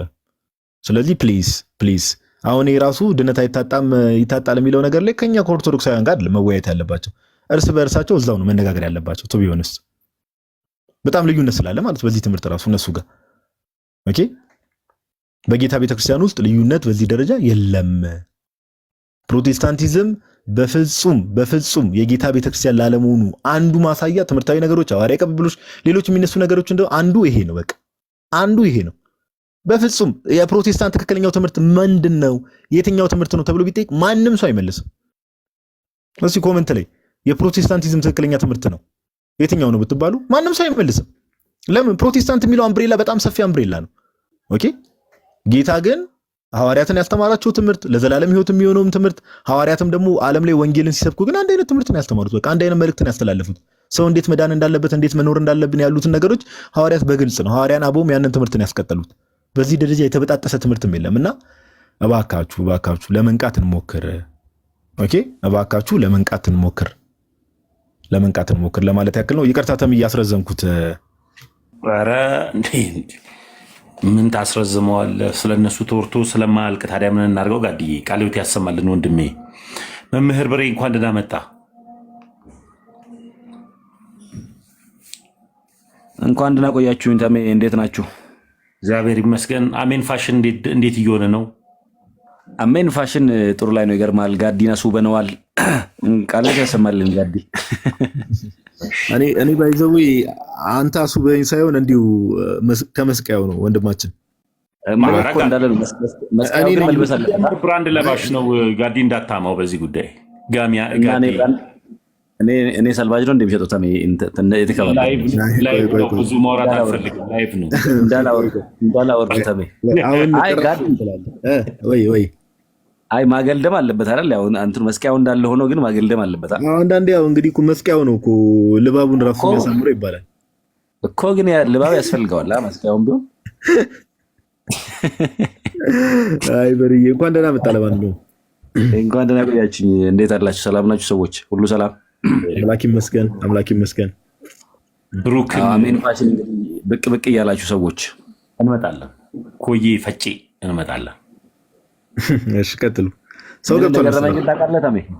ወይ አሁን ጋዲ ስለ ትምህርት እያወራ ከስራ አንዱ ምን ያለ መሰለህ እንትን መጠጥ ቤቱን ዝጉትና እመጣለሁ ከመጣሙ መጠጣቴ ስለማይቀር አለ። ስለ ትምህርት እየተወራ ስለ መጠጥ ያወራል።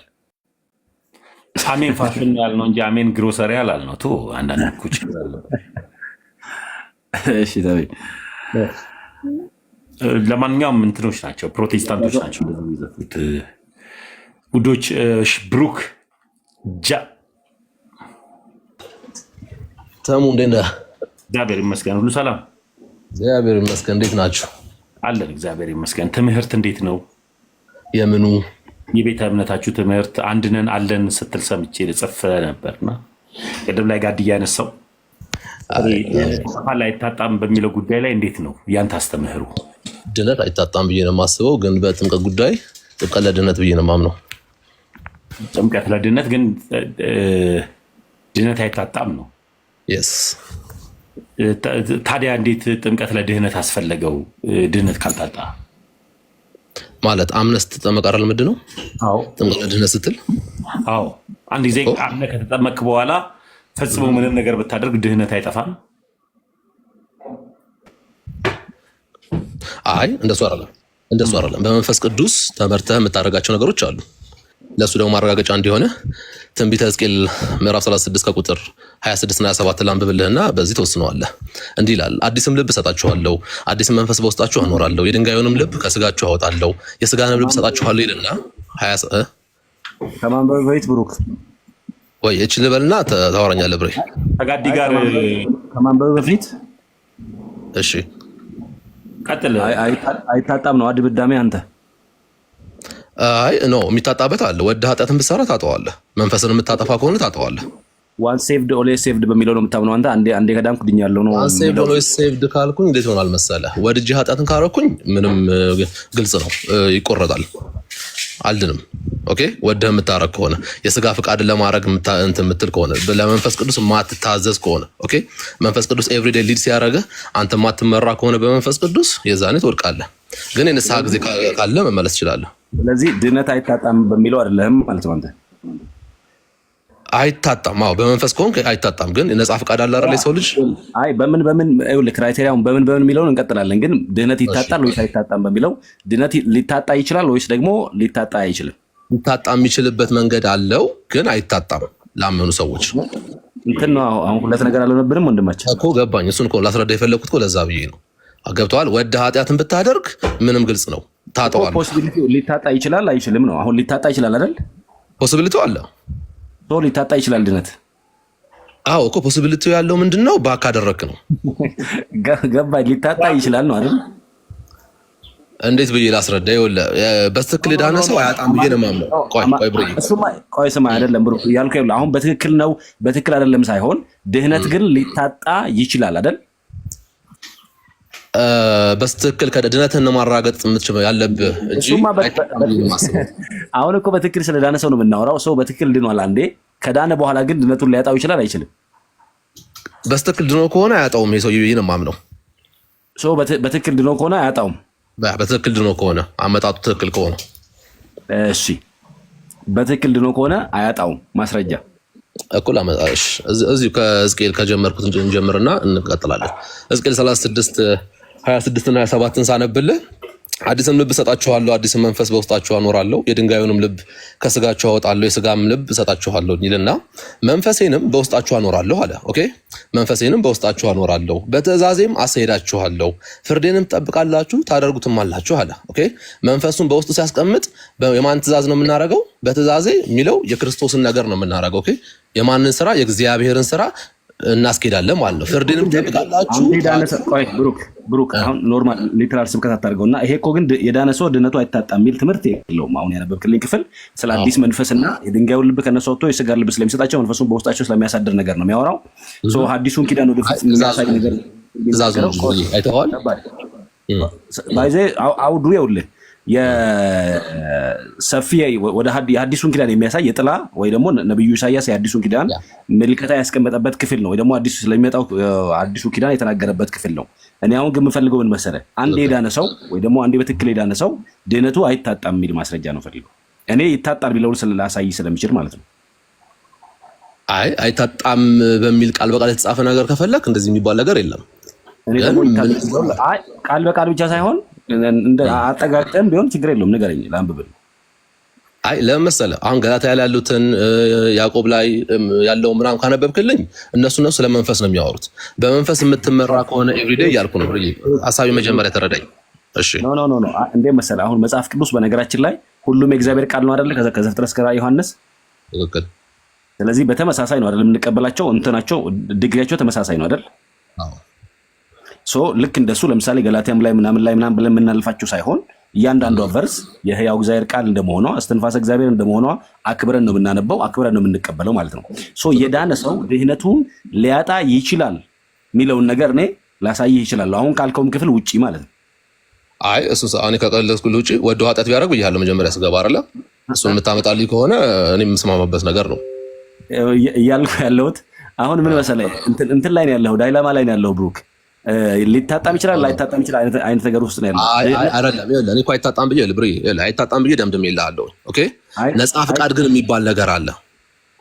አንደርስታንድ አደረገ። አሁን ሱማ ነፃ ፍቃድ የእግዚአብሔር መገለጫ እኮ ነው። እግዚአብሔር ሰውን ሲፈጥረውም ከነፃ ፍቃድ ጋር ነው የፈጠረው። የኔ ፖይንት እያልኩ ያለሁት አንድ ሰው ከዳነ በኋላ ድህነቱን ሊያጣው ይችላል ወይስ አይችልም ስል አይችልም አልከኝ አይደል? በትክክል የዳነ ሰው አይችልም አልከኝ። ስለዚህ በትክክል የዳነ ሰው ሊያጣው እንደሚችል ላንብብልን ከመጽሐፍ ቅዱስ። ደስ ይለኛል። እሺ እንግዲህ ስሙ፣ ሁላችሁም አሁን ከታችም ያላችሁ ሰዎች በደንብ ስሙ። በትክክል የዳኑ ሰዎች ድነናል ያሉም ወይ ደግሞ የዳኑ ሰዎች ድነታቸውን ሊያጡት ይችላሉ። ይሄንን ከመጽሐፍ ቅዱስ ወዶ በሚለው ግን እንዳታመጣልኝ ብሬ። ወዶ ኃጢአት የሚሰራ ብዬ ነግሬሃለሁ። እሱን አመጣህ እንትን እንዳትል። እሱ ባይዞ የተገዶ ማን ኃጢአትን ይሰራል? እሱን ግን አይደል። አሁን ስማኝ ግን አንዴ፣ ሌሎቻችሁም ስሙ። ቅዱስ ጳውሎስ እንደዚህ ይላል ዕብራውያን ምዕራፍ 6 ቁጥር 4 ዕብራውያን ምዕራፍ 6 ቁጥር 4 አንድ ጊዜ ብርሃን ይበራላቸውን አለ። አንድ ጊዜ ምን ይበራላቸውን? ብርሃን ይበራላቸውን። ያልዳነ ሰው መቼም ብርሃን አይበራለትም። አንድ ጊዜ ብርሃን ይበራላቸውን አለ። ቀጥሎም ሰማያዊውን ስጦታ የቀመሱትን አለ። ምን የቀመሱትን? ሰማያዊውን ስጦታ የቀመሱትን ከመንፈስ ቅዱስም ተካፋዮች ሆነው የነበሩትን አለ። ከመንፈስ ቅዱስም ተካፋዮች ሆነው የነበሩትን በመንፈስ ቅዱስ ተሞልተው ወይ ደግሞ መንፈስ ቅዱስ የተሞላባቸውን ማለት ነው። ከመንፈስ ቅዱስም ተካፋዮች ሆነው የነበሩትን አለ። ከዚያስ መልካሙንም የእግዚአብሔርን ቃልና ሊመጣ ያለውን የዓለም ኃይል የቀመሱትን መልካሙንም የእግዚአብሔርን ቃልና ሊመጣ ያለውን የዓለም ኃይል የቀመሱትን በኋላም የካዱትን በኋላ ምን ያሉትን የካዱትን እንደገና ለንስሐ እነርሱ ማደስ የማይቻል ነው። ለራሳቸው የእግዚአብሔር ልጅ ይሰቅሉታልና ያዋርዱማልና አለ። አንድ ጊዜ የዳኑ ሰዎች ናቸው። ብርሃን በርቶላቸዋል፣ ሰማያዊ ስጦታ ቀምሰዋል፣ ከመንፈስ ቅዱስ ተካፋዮች ሆነዋል። ይሄ ሁሉ ከሆነላቸው በኋላ ግን አለ ቀጥሎሳ በኋላም የካዱትን ይላል። ባይዞ ዴማስን ታውቀዋለህ ወንድማችን? አውቀዋለሁ። ልክ ዴማስ አሁን የዳነ ሰው ነበር አይደል? ባክ አድርጓል ወይም ደግሞ መዳኑ። ለዚህ ይሁዳን አሁን ለገለጽከው ብርጌ ይሁዳን እንትን ብታረገው ጥሩ ነው። ሁሉ ነገር ስለተቀበለ ነበረ። ይሁዳን እንደ ምሳሌ ብታረገው ጥሩ ነው። በደንብ አሁን ለገለጽከው ይገልጽልሃል። አሁን ምን ማለት መሰለ፣ አንድ ሰው ድኖ በትክክል ከዳነም በኋላ ከግንዱ ጋርም ከተጣበቀ በኋላ ፍሬ ካላፈራ በሚገባው በጌታ ፈቃድ ካልተመላለሰ ድህነቱን ሊያጣው ይችላል። ሰፊ መጽሐፍ ቅዱስ ማስረጃ አለ። ባይዞ ይሄ ብቻ አይደለም፣ ሰፊ መጽሐፍ ቅዱሳዊ ማስረጃዎች አሉ። ስለዚህ ድህነት አይታጣም የሚለው ትምህርት መጽሐፍ ቅዱሳዊ አይደለም። ድህነት አይታጣም። አሁንም ይኸውልህ አሁን ስለተቀበልክ ሰማያዊ ነገርን ስለቀመስክ አይደለም። ኦኬ ድህነትን ማራገጥ አለብህ ተመልሰህ እያልኩ ነበር ቅድም። እንዴት ነው ድህነት የምታረጋግጠው? በትክክል የመጣ ብያለሁ። መጀመሪያ ስጀምር በትክክል የመጣ አሁን ያነባው በትክክል አይደለም ብሩኬ። ይሄ እኮ ባይዞ ብርሃን መቼም ያልዳነ ሰው ብርሃን ይበራለታል፣ ከጌታ ያልሆነ ሰው ብርሃን ይበራለታል። ስለመንፈሳዊ ብርሃን እያየን ነው። በደንብ ብርሃን ይበራላቸው አሉ ማለት ሳይድኑ ነው ድነው እንጂ ነገርኩህ ቅድም እኮ የዳነ ሰው ወደው መጨረሻ ጊዜ ብሩኬ እንደው ክሊር ለማድረግ ድህነት ይታጣል ብለህ ታምናለህ ወይስ አይታጣም ብለህ ነው የምታምነው?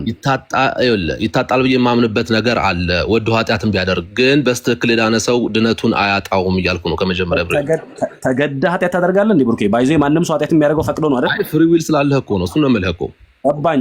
አሁን የምናወራው እኮ ይኸውልህ እንትኖቹን ፕሪሰፖዝ ቅድመ ሁኔታዎቹ እንዳሉ ናቸው እኮ። ቅድመ ሁኔታዎቹ ለምሳሌ ተገደህ ኃጢአት አታደርግም። ባይዞ ሰው አስገድዶ ኃጢአት አያስደርግም። ፈቅደ ነው ኃጢአት ብታደርገው። አሁን እንዴት መሰለህ የሆነው ስጋና መንፈስ ሲቋወሙ የለ እርስ በራሳቸው።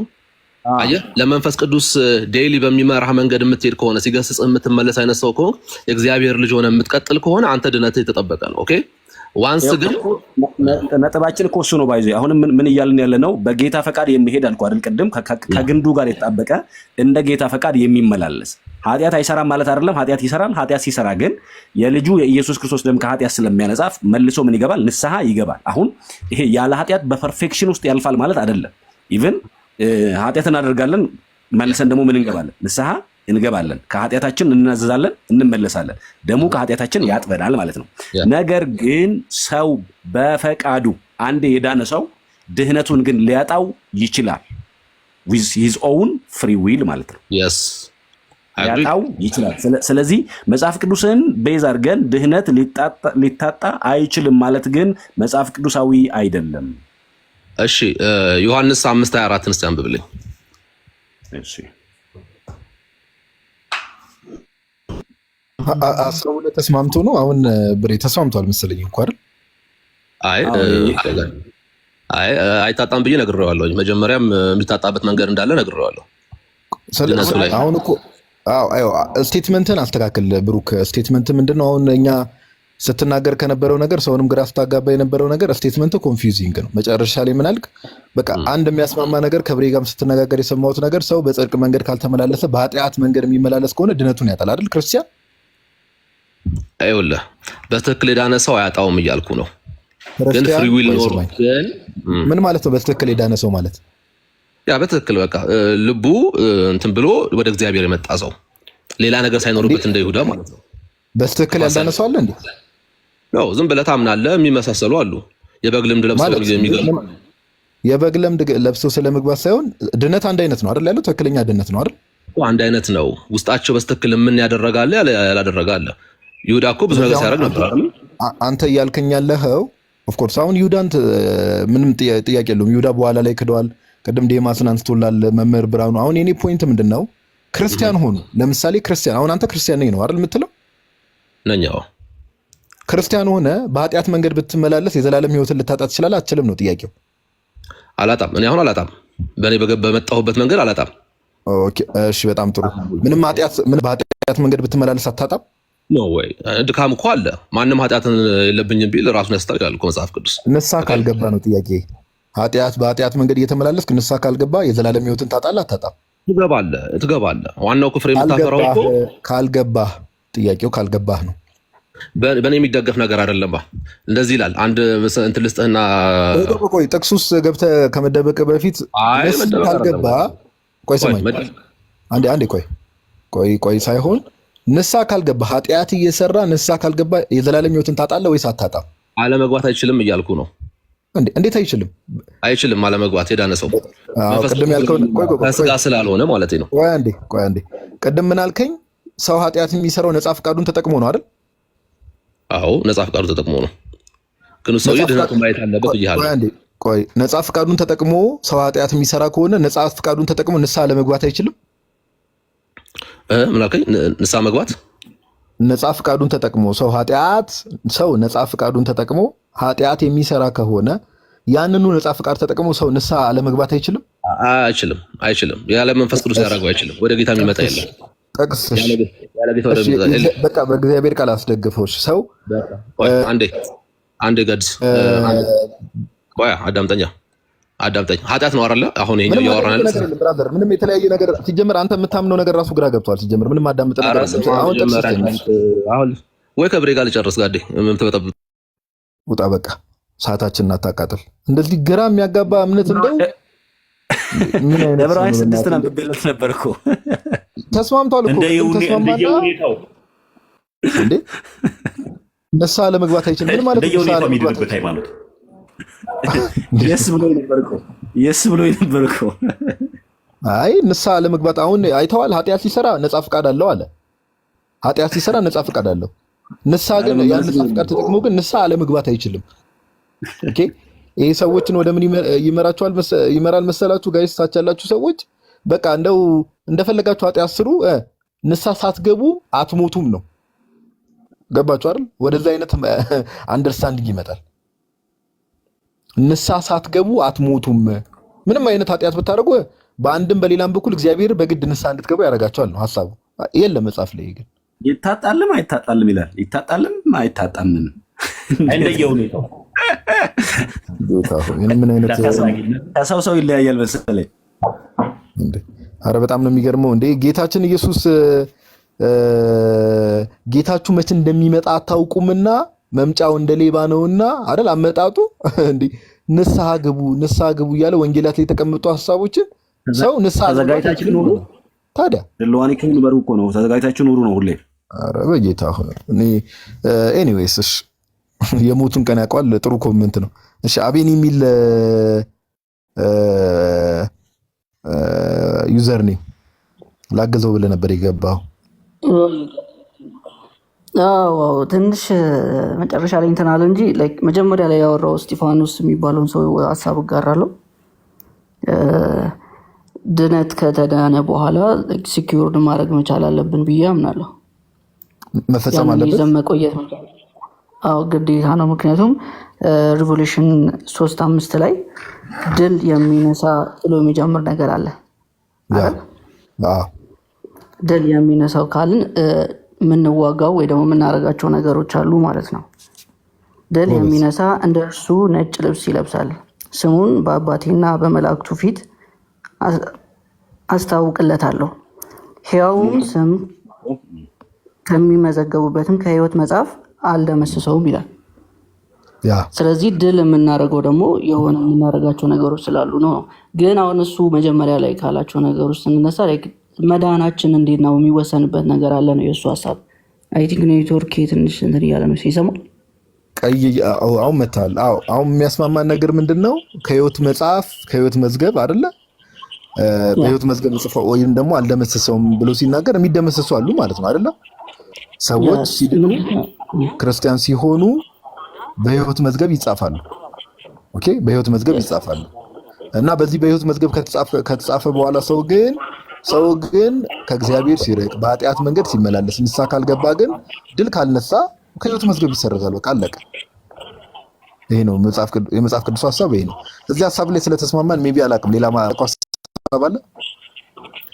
ሬዲዮ አለ እንዴ? አይ ምንም የለም። አይ አዲስ ያወራ ሚውት አድርግለት። እሺ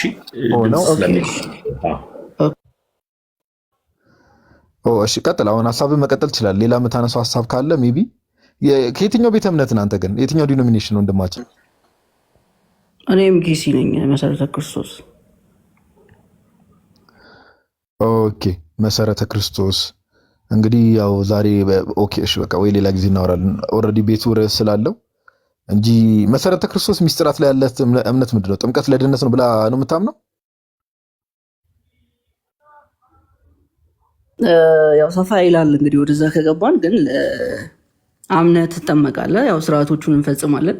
ያ ነገር ደግሞ አስፈላጊ ስለሆነ ነው የምናደርገው። እንደዛ ነው የተማርነውም እኔም የማምነው። ስለዚህ አስፈላጊ ነገር ኔትወርክ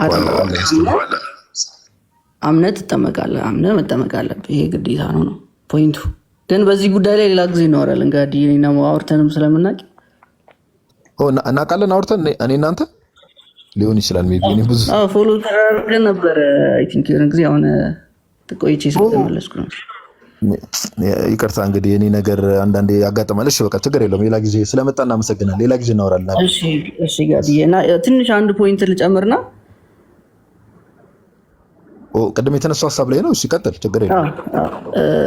አሁን ይሄ እምነት ስንል የሆነ አንድ ሰው አመነ ሲባል እውነተኛ ሲል የነበረው ልጁ በትክክል ያንን ነገር ሲኪዩር አድርጎ አስጠብቆ መሄድ ከቻለ አሁን ልክ እንዳልከው አሁን ድል ከተነሳ አንሻርም የሚለው ነገር ነው። ከህይወት መዝገብ ላይ አንጠፋም የሚለው ነው እንጂ ወደኋላ ከተመለሰ የማይሆን ነገር ካለ ላይፉ ሚዝረብል ከሆነ የማይደመሰስበት ነገር የለም ነው። አንድ ተማሪ የሆነ ትምህርት ቤት ከተመዘገበና እዛ ትምህርት ቤቶች ህጎቹን ጠብቆ አብሮ ፎሎአፕ እየተማረ ካልሄደ ከዛ ትምህርት ቤት የመባረር ቻንሱ ሰፊ ነው ማለት ልክ እንደዛ ነው። እና እቺ ለማለት ፈልጌ ነው እና አመሰግናለሁ። እሺ እግዚአብሔር ያክብርልን ወንድማችን ያክብርልን። እሺ ባይዘው አንድ የመጽሐፍ ቅዱስ ክፍል አንብብላችሁ ታችላላችሁ ሰዎች። ሐዋርያ ቅዱስ ጳውሎስ በዚህ በቲቶ ሰው ባይዘው ጋይስ በስራው እግዚአብሔር ሊክድ ይችላል። በስራው ኦኬ። ወደ ቲቶ በጻፈው መልእክቱ ላይ ሐዋርያ ቅዱስ ጳውሎስ ምዕራፍ 1 ቁጥር 16 ላይ እንደዚህ ይላል፣ እግዚአብሔርን እንዲያውቁ በግልጥ ይናገራሉ። እግዚአብሔርን እንደሚያውቁ በግልጽ ይናገራሉ። ዳሩ ግን የሚያጸይፍና የማይታዘዙ ለበጎ ስራም ሁሉ የማይበቁ ስለሆኑ በስራቸው ይክዱታል ይላል።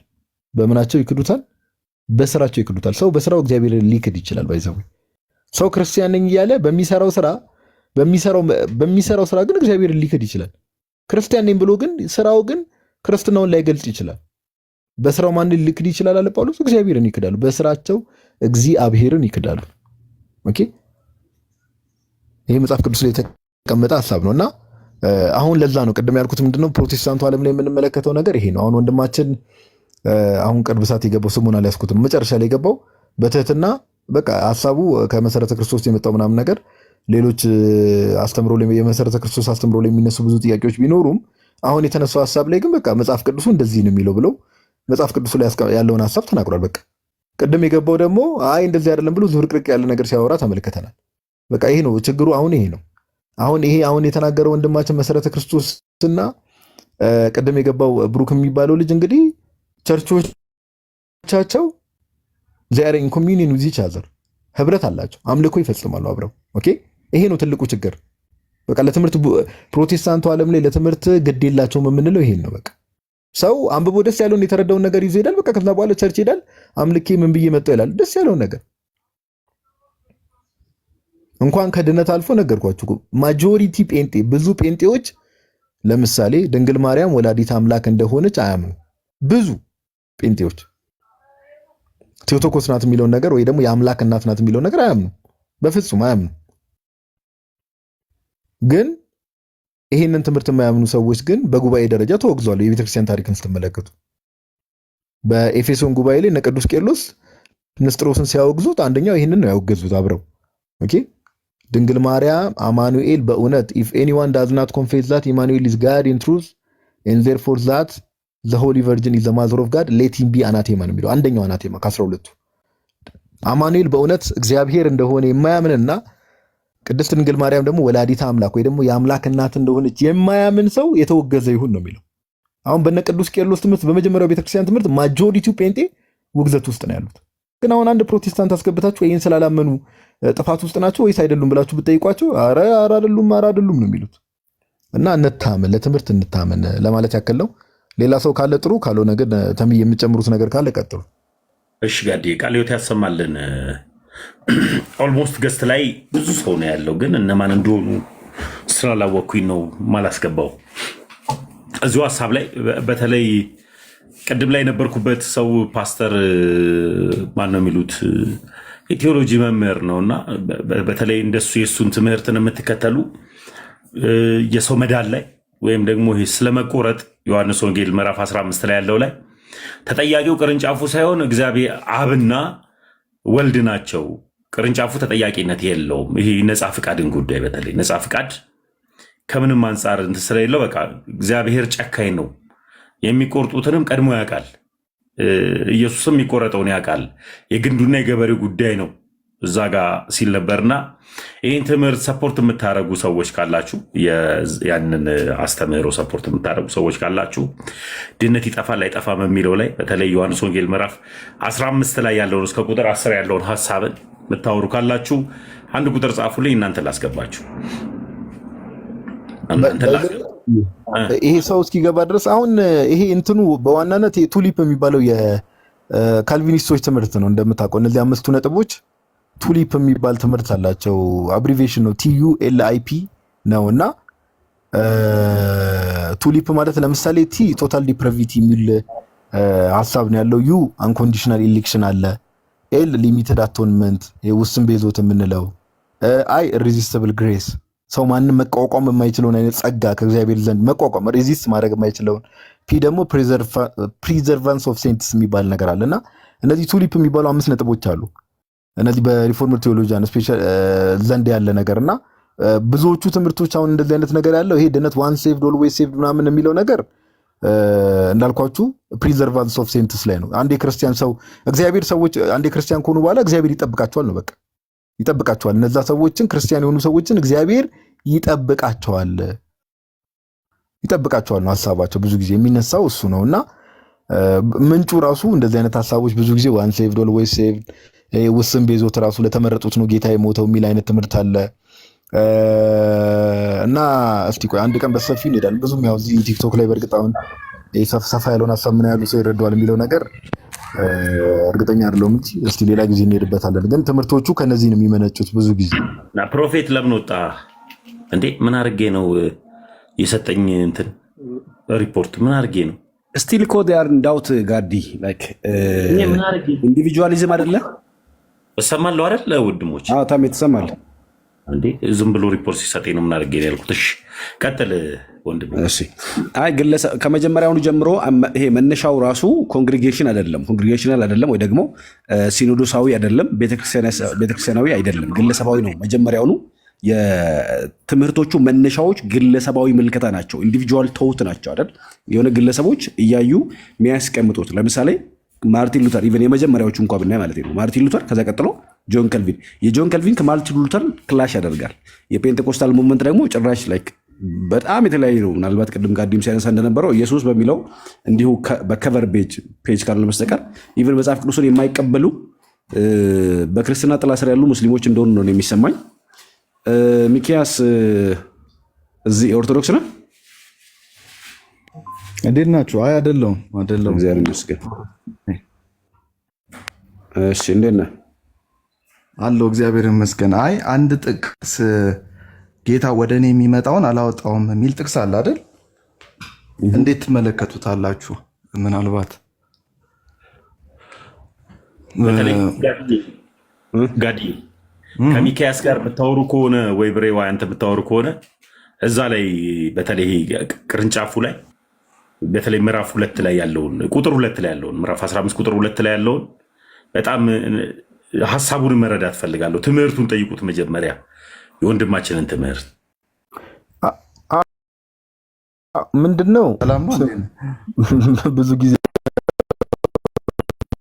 ሰናል ሚኪ በጣም በሚያሳዝን ሁኔታ በጣም ብዙ በዚህ ጉዳይ አውርተን አናውቅም። ግን አይ አንተ ተው፣ እኔ በጣም ብዙ ተለፍቶብህ ምን ያደርጋል። አሁን ባለፈው ስጽፍ የነበረውን ኮመንት አይቼ ይቅርታ አድርግልኝና ሚኪ ሰው እንደዛ አይባልም፣ ግን እንደው በአባባል ደረጃ ድንጋይ ላይ ውሃ እንደማፍሰስ የሚባለው አባባል ለምን በጣም ብዙ ሴሽኖችን በጣም ብዙ አይ ምንም የሆነስት ነው የማወራው። እኔ አሁን የተናገርኩት ነገር እንደው ስድብም መስሎ ከታየ ስድብም ከሆነ እንደው እግዚአብሔር ያውቃል ስድብም እንዳልሆነ፣ ግን በጣም ብዙ ነገር ከዚህ በፊት ተማምረን ስንት ማስረጃ ቀርቦልህ አሁን ባለፈው ሳይ ከስንት ጊዜ በኋላ ቲክቶክ ላይ የምጽፋቸው ኮመንቶች ኢትስ ሼምፉል በጣም ያሳዝናል። እና አሁን ከእናንተ አይነት ሰው ጋር እኔ ወሬ ማውራት ራሱ እኔ ሜይ ቢ ነብሬ ይቀጥሉ እንጂ እኔ እውነት ለማውራት ከእንደዚህ አይነት ሰው ጋር ኤነርጂን አልጨርስም። ቢነገረውም ስንት ማስረጃ ቢቀርብለትም ተመልሶ እዛው የሚመለስ አይነት ሰው ጋር ለመማር ፈቃደኛ ካልሆነ ሰው ጋር ተምዬ አውቀዋለሁ። ለዛ ነው ረጅም ጊዜ የማውቀው ሰው ስለሆነ ነውና ይሄ ራስን ማድከም ነው። ሜይ ቢ የምትቀጥሉ ከሆነ ቀጥሉ እናንተ። ከእንደዚህ አይነት ሰው ጋር እኔ ማውራት ኢንቴጅ ፍላጎትም የለኝም እውነት ለማውራት። በቃ አይ ለምን አንተ ማትፈልግ ከሆነ እኛስ ለምን እንደርጋለፈው? ችግር የለው። ስለ ዘር ክርስቶስ ሲያወራ ሚኪ ስለ ዘር ክርስቶስ በምሳሌ ሲያስረዳ አንዱን ጭንጫ መሬት ላይ ዘራ፣ አንዱን እሾሃማ መሬት ላይ፣ አንዱን መልካም መሬት ላይ፣ አንዱን ደግሞ መንገድ ላይ ዘራውና መንገድ ላይ የዘራውን ወፎች በሉት፣ አልበቀለም። ጭንጫ ላይ የዘራው እንደ አረም ትንሽ ይልና ፍሬ አያፈራም፣ ይሞታል ቶሎ። እሾሃማ ላይ የዘራውን ደግሞ ፍሬ ሊያፈራ ሲል ሊያድግ ሊያበብ ሲል እሾህ ያመቀዋል። መልካም ዘር ላይ የተዘራው ደግሞ 60፣ 30፣ 100፣ 90 ያፈራል። እና ብዙ ጊዜ ተዘርቶብህ ማትበቀል ከሆነ እኛም ዘር ሊዘራ ውይይት ነው እንጂ የእናንተን ብቻ ልሰማ ሳይሆን እኔም ሀሳብ አለኝ። ለመማማር ነው የምገባው ብዙ ጊዜ እኔ እንጂ የእናንተን ብቻ ሌላ ጊዜ እንማራለን። ኦብቪየስሊ አሁን በዚህ ላይ ግን አንድ ጥያቄ ብሬን ብሬም ይሰለቸዋል፣ ይደክመዋል። ብሬም እኛም ምን ለውጥ ማያመጣ ሰው ይሰራል፣ ይሰለቸዋል። መምህሬ ለምን ይሰለቸዋል? እና ያ ነው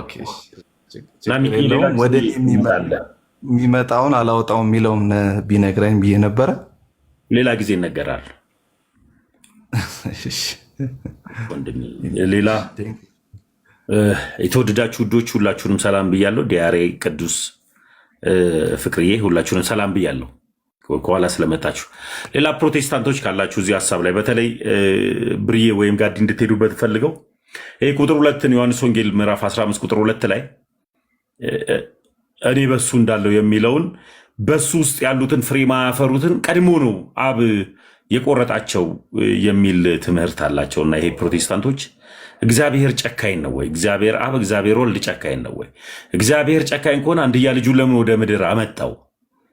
ክርስቶስም ደግሞ ጨካኝ ከሆነ ደግሞ ለምን ደሙን አፈሰሰ?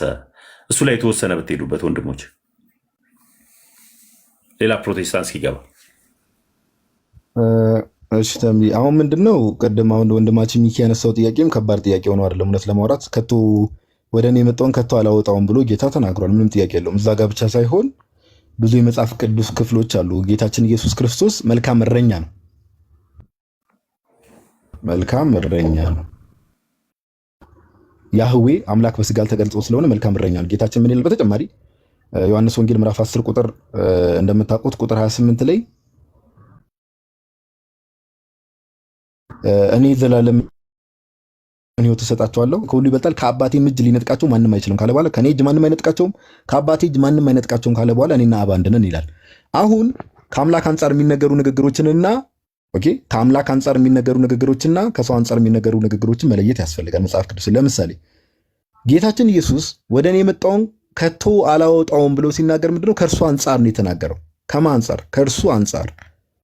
ይሰማል? ተሜ ድምጼ አለው? አዎ ትሰማለህ ጋዲ? ከእሱ አንጻር ነው የተናገረው። ከእሱ አንጻር ምን ማለት ነው? ማንም ሰው ሴጣን በሉት ማንም በሉት ጌታችን ኢየሱስ ክርስቶስ ከሁሉ በላይ እንደመሆኑ ከሁሉ በላይ እንደመሆኑ ከእርሱ እጅ ማንም በኃይል ማለት ነው ከእርሱ እጅ ማንም ሰው ሊነጥቀን አይችልም። ማንም ሰው ከማ ከጌታ እጅ ያው ከአባቴ እጅ ማንም አይነጥቃቸው የሚላል ከኔ እጅ እርሱና አብ አንድ መሆናቸውን እየተናገረ ማለት ነው። ከአምላክ አንጻር ነው የተናገረው። ማንም ሰው ከእግዚአብሔር እጅ ሊነጥቀን አይችልም። እኛስ ከእግዚአብሔር እጅ ግን እኛ በፍቃዳችን ልንወጣ እንችላለን። አሁን እዚህ ጋር ነው ልዩነት የሚያስፈልገው። ከአምላክ አንጻር የተነገሩ ነገሮችን ቅድም ምን አልኳችሁ? ይሄ ጥሩ ምሳሌ እንዲሆናችሁ ቅድም አንድ ነገር ነግሬያችሁ ነበር። ትዝ የሚላችሁ ከሆነ አንደኛ ጢሞቴዎስ ምዕራፍ 2 ላይ ቅዱስ ጳውሎስ ምን ይላል? ሰዎች ሁሉ እንዲድኑና እውነትን ወደ ማወቅ እንዲወርሱ እውነትን ወደ ማወቅ እንዲደርሱ በሚወድ በመድኃኒታችን በእግዚአብሔር ፊት። እግዚአብሔር ምንድነው ፍላጎቱ? እግዚአብሔር ምንን ይወዳል? እግዚአብሔር ፍላጎቱ ምንድነው ከተባለ ሰዎች ሁሉ እንዲድኑ ነው። አሁን ሙስሊሞችም ጭምር፣ ኤቲስቶችም ጭምር፣ ቡዲዝም፣ ሂንዱይዝም፣ ዓለም ላይ ያለ በሙሉ እውነተኛውን አምላክ ያላወቁ ሰዎች በሙሉ እንዲድኑ የማን ፍላጎት ነው? እግዚአብሔር ፍላጎት ነው። የሰው ፍላጎት ግን አለ። አያችሁ፣ እግዚአብሔር ዓለምን ለማዳን ብሎ ተሜ እንዳለው አንድያ ልጁን አሳልፎ ዓለምን እንዲሁ ወደዋልና ተብሎ አንድያ ልጁን አሳልፎ ሰጥቶ ኖ ብለው ግን ደግሞ ሪጀክት አድርገውታል። ራሱ እኮ ወደ ገዛ ወገኖቹ መጣ፣ የገዛ ወገኖቹም አልተቀበሉትም እኮ የተባለው እሱ ነው። ጌታችንን ጌታችን ዓለም ሁሉ እንዲድን ፍላጎቱ ነው። ለዛም ነው ስለ ዓለም ሁሉን ራሱን በመስቀል ላይ መስዋዕት አድርጎ ያቀረበው። ነገር ግን የሰዎች ፍቃድ የሚባል ነገር አለ። እግዚአብሔር ለሰዎች ነፃ ፍቃድ ሰጥቷል። ያንን የመጣውን መድኃኒት ደግሞ መቀበል አለመቀበል የሰው ፍላጎት ነው። በቃ ኦኬ። ለምሳሌ አንድ ሰው ጉንፋን በሽተኛ ብንሆን እኔና ተሜ ለምሳሌ አለን። ሁለታችንም ለምሳሌ ጉንፋን ሊይዘን ይችላል። ሁለታችንም እያሳለን በሽተኛ ሆነን እኔ ፋርማሲ ሄጄ መድኃኒት ገዝቼ ከዛ መድኃኒት መፈወስ እችላለሁ። ተሜ ደግሞ አይ በቃ ፋርማሲ ሜዳ ያስፈልገኝ ብሎ ከዛ በሽታው ጋር አብሮ መቀጠል ይችላል። አለቀ በቃ። እንዲህ ነው። ሰዎች ሁሉ እንዲድኑ ይፈልጋል። አዎ ይፈልጋል። ሰዎች ግን ያንን መዳን መቀበል አለባቸው። አክሰፕት ማድረግ አለባቸው ያንን ድነት። እግዚአብሔር ክርስቲያኖችን በሙሉ ይጠብቃቸዋል። አዎ ይጠብቃቸዋል። ከእጁ ማንም አይነጥቃቸውም። አዎ ማንም አይነጥቃቸውም። እነዛ ሰዎች ግን በፍቃዳቸው ከእጁ ሊወጡ ይችላሉ። ኦኬ፣ ከእጁ ሊወጡ ይችላሉ። ከዛ አንጻር ነውና ወደ እኔ የሚመጣውን ከቶ አላወጣም ብሎ ጌታ ሲናገር ከዛ አንጻር ነው። በቃ እርሱ አዎ አያወጣንም። ጌታችን እንደው ጌታን ፈልገን መተን ንስሐ ገብተን ጌታ ሆይ ብለን መተን እሱ አያወጣንም እንዴ ሂዱ ከዚህ ብሎ አያባረንም። በፍጹም አያባረንም፣ ወዴትም አያባረንም። ነገር ግን እኛ ግን አይ ጌታ ሆይ በቃ ይበቃናል ብለን ግን በቃ ከጌታ ጋር ያለ ህይወት ከክርስቶስ ኢየሱስ ጋር ያለ ህይወት አያስፈልገንም ብለን ግን ከእጁ ወተን ልንጠፋ እንችላለን።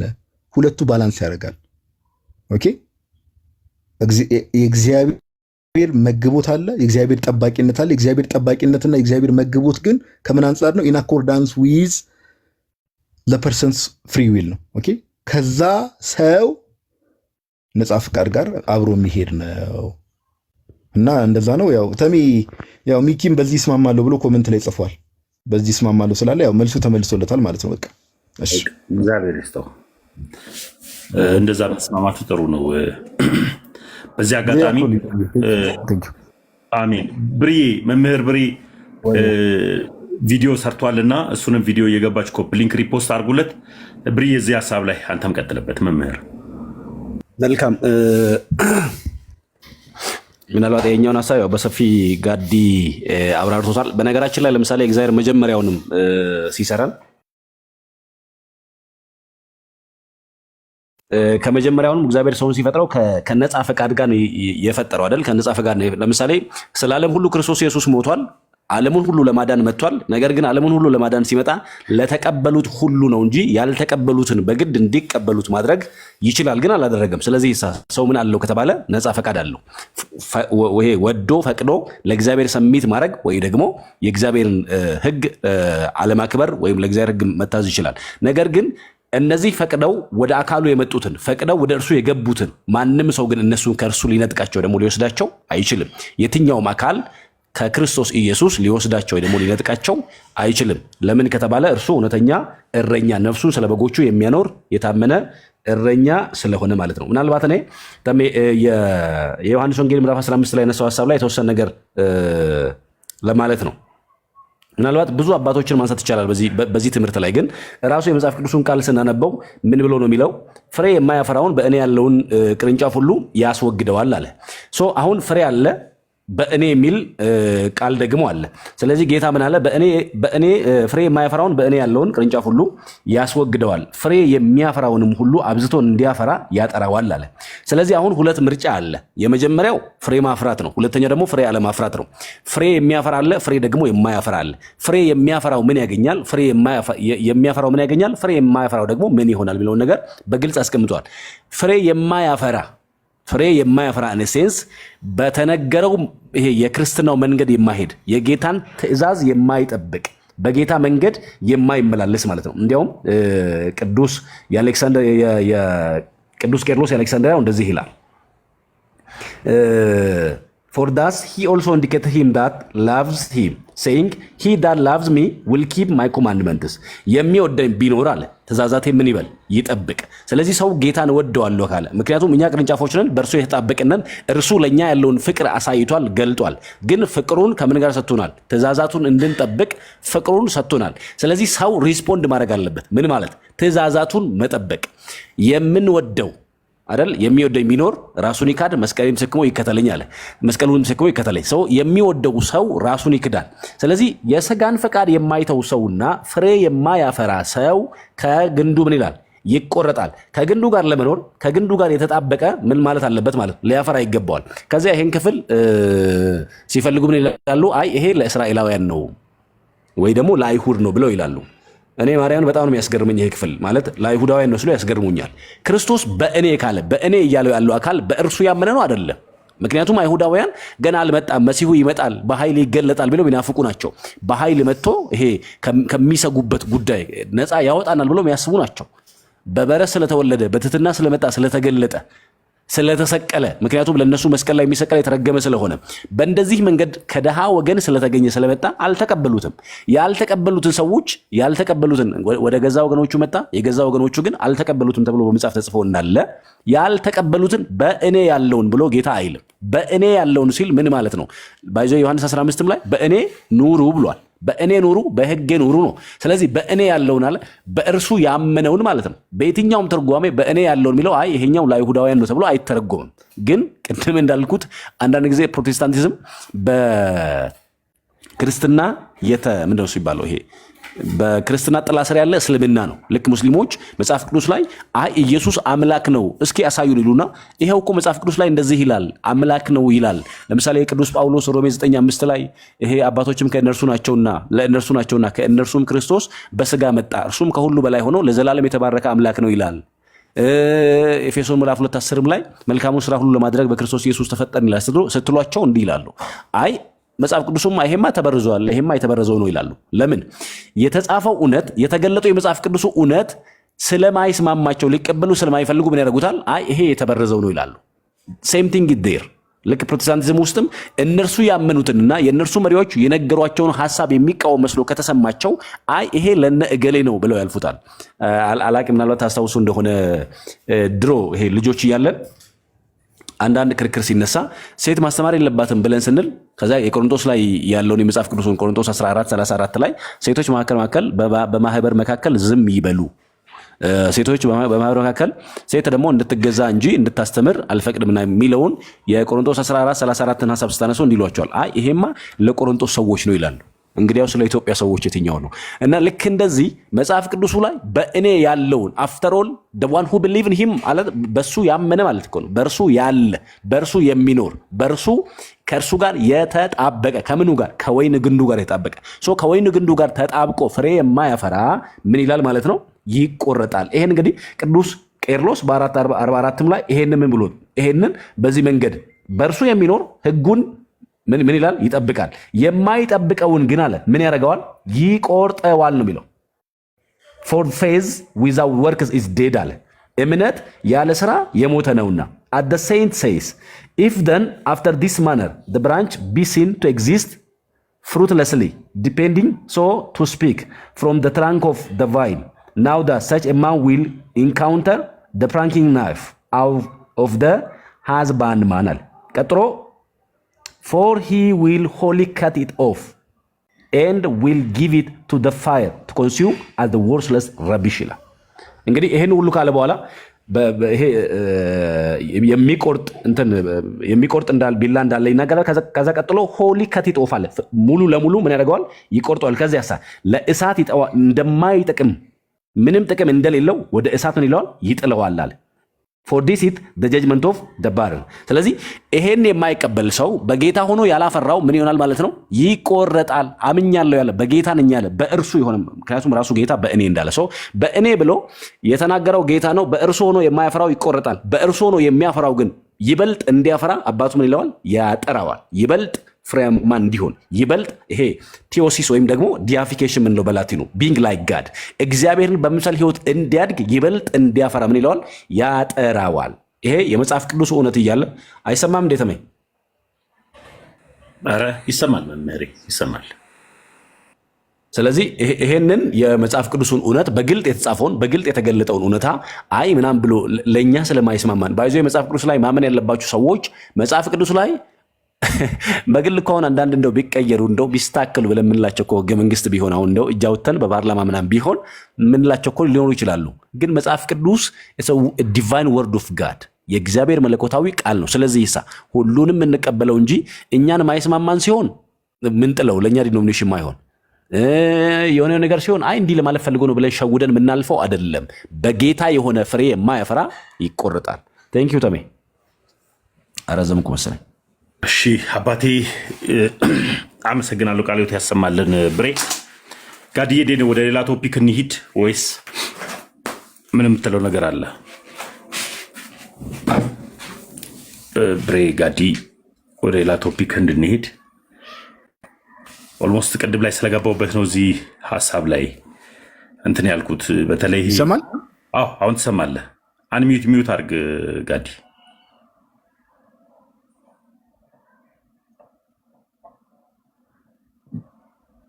የኔ ነው የጋዲዬ ነው የማይሰማው?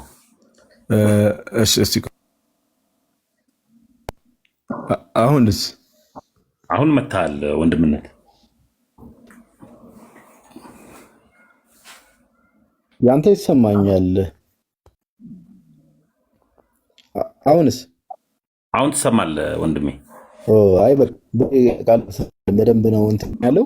አሁን አንዳንዴ ያው አሁን ብሬ ቅዱስ ቄርሎስን እንትን እንዳለው ያው የጥንቷ ቤተክርስቲያን እንዴት የምታምነው ነገር ለየትኛው ኦርቶዶክሳዊ ማለት ያንተም አለኝ ጥሩ እየረፈደ ነው የሚደርሰው።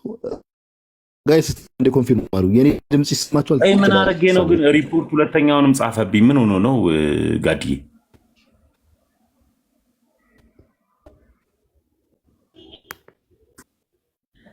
ታሜ ሪፖርት ነው የሚሆነው። ሪፖርት በዝቶብሃል። እኔ ሊንኮች ነው የሚያስተካክለው። እኔ እንጃ ፓፓ እንግዲህ አምናሹ ሰፈርሽ ለእንትን ቅርብ ነው እንደ ጋዲዬ ለፕሮግራሙ?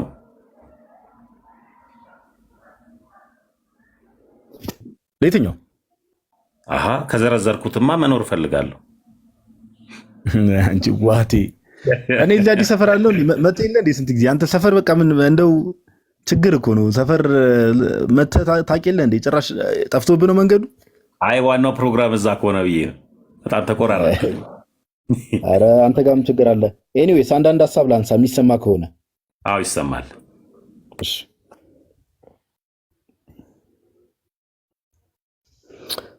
እንዲህ ይላል። እሺ አንድ ክፍል ላሳያችሁ ነበር የቅዱስ ቄርሎስን ቅድም ስላሳይ አንድ ሀሳብ ላምሳና እሺ ይታያችኋል ጋይስ? ታች ያላችሁ ሰዎች ይታያል?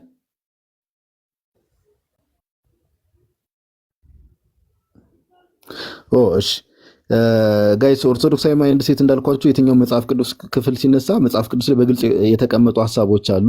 ኦኬ በግልጽ የተቀመጡ ሐሳቦች አሉ።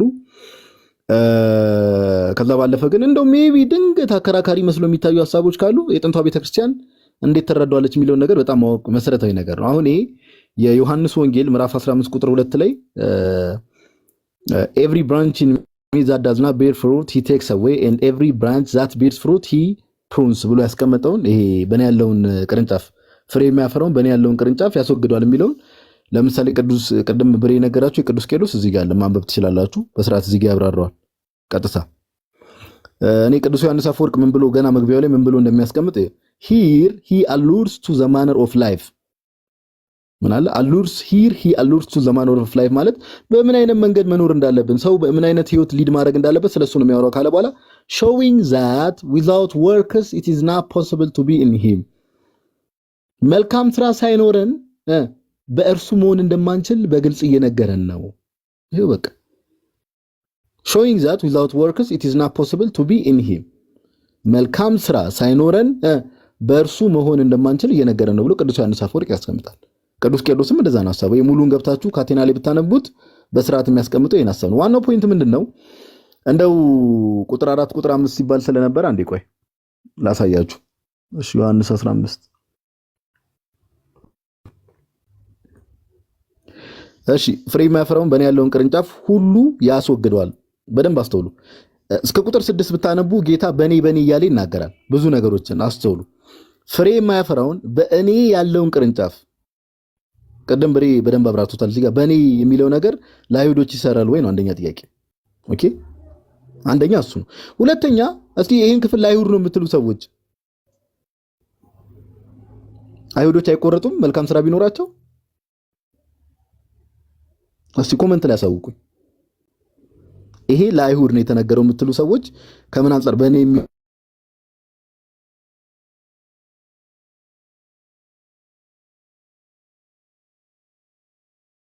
የሚለው በክርስቶስ ኢየሱስ ማመን እንደሆነ ኦሬዲ መጽሐፉ ሰዎች ፕሮቴስታንቶች አሉ። ፍሬ የማያፈራውን በእኔ ያለውን ቅርንጫፍ ሁሉ ያስወግደዋል። ለአይሁዶች ከሆነ ኮሜንት ላይ ዝም ብላችሁ ምጽፉ ፕሮቴስታንቶች እስቲ ኮሜንት ላይ አሳውቁ። አይሁዶች ፍሬ ስላላፈሩ ነው የተቆረጡት? እሺ ፍሬ ቢያፈሩስ አይሁዶች ሁሉ አብዝቶ እንዲያፈራ ያጠራዋል። ስለዚህ የበለጠ እንዲያፈሩ ያደርጋቸዋል አይሁዶችን። እስቲ ኮሜንት ላይ አንድ አማን የምትባል ልጅ አለ ከቅድሙ ኮሜንት ጽፍ ያየውና እስቲ መልስልን። ለአይሁድ ከሆነ ለእንዳንተ አይነቱ ነው። አመሰግናለሁ።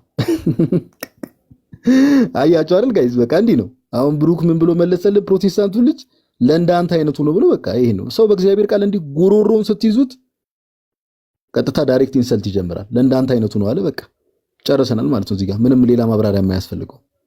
እሺ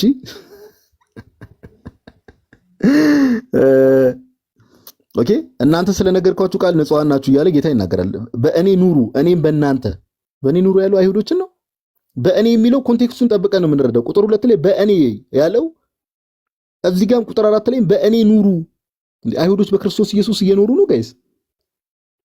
በክርስቶስም አይደሉም ሲጀመር። ሁለተኛ በእኔ ኑሩ እያላቸውን አይሁዶችን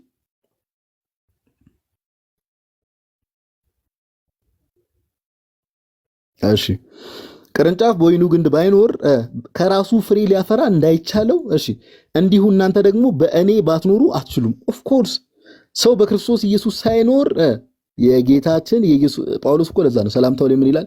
የጌታችን የኢየሱስ ክርስቶስ ጸጋና ሰላም ከእናንተ ጋር ይሁን። የክርስቶስ ኢየሱስ ጸጋ ሰው ሳያግዘው መልካም ስራ ሊሰራ አይችልም። የክርስቶስ ኢየሱስ ጸጋ ያግዟል። በደንብ አስተውሉ። የክርስቶስ ኢየሱስ ጸጋ ፕላስ የዛ ሰውዬ ነጻ ፍቃድ ሰዎች ፍሬ እንዲያፈሩ ያደርጋቸዋል። የክርስቶስ ኢየሱስ ጸጋ ከምን ጋር አንድ ሲሆን ከዛ ሰውዬ ነጻ ፍቃድ ጋር አንድ ሲሆን ምን ያደርጋል? ፍሬ ያፈራል። ያ ሰው አለቀ። ምንም ከባድ እኮ የለውም። በቃ ኦኬ።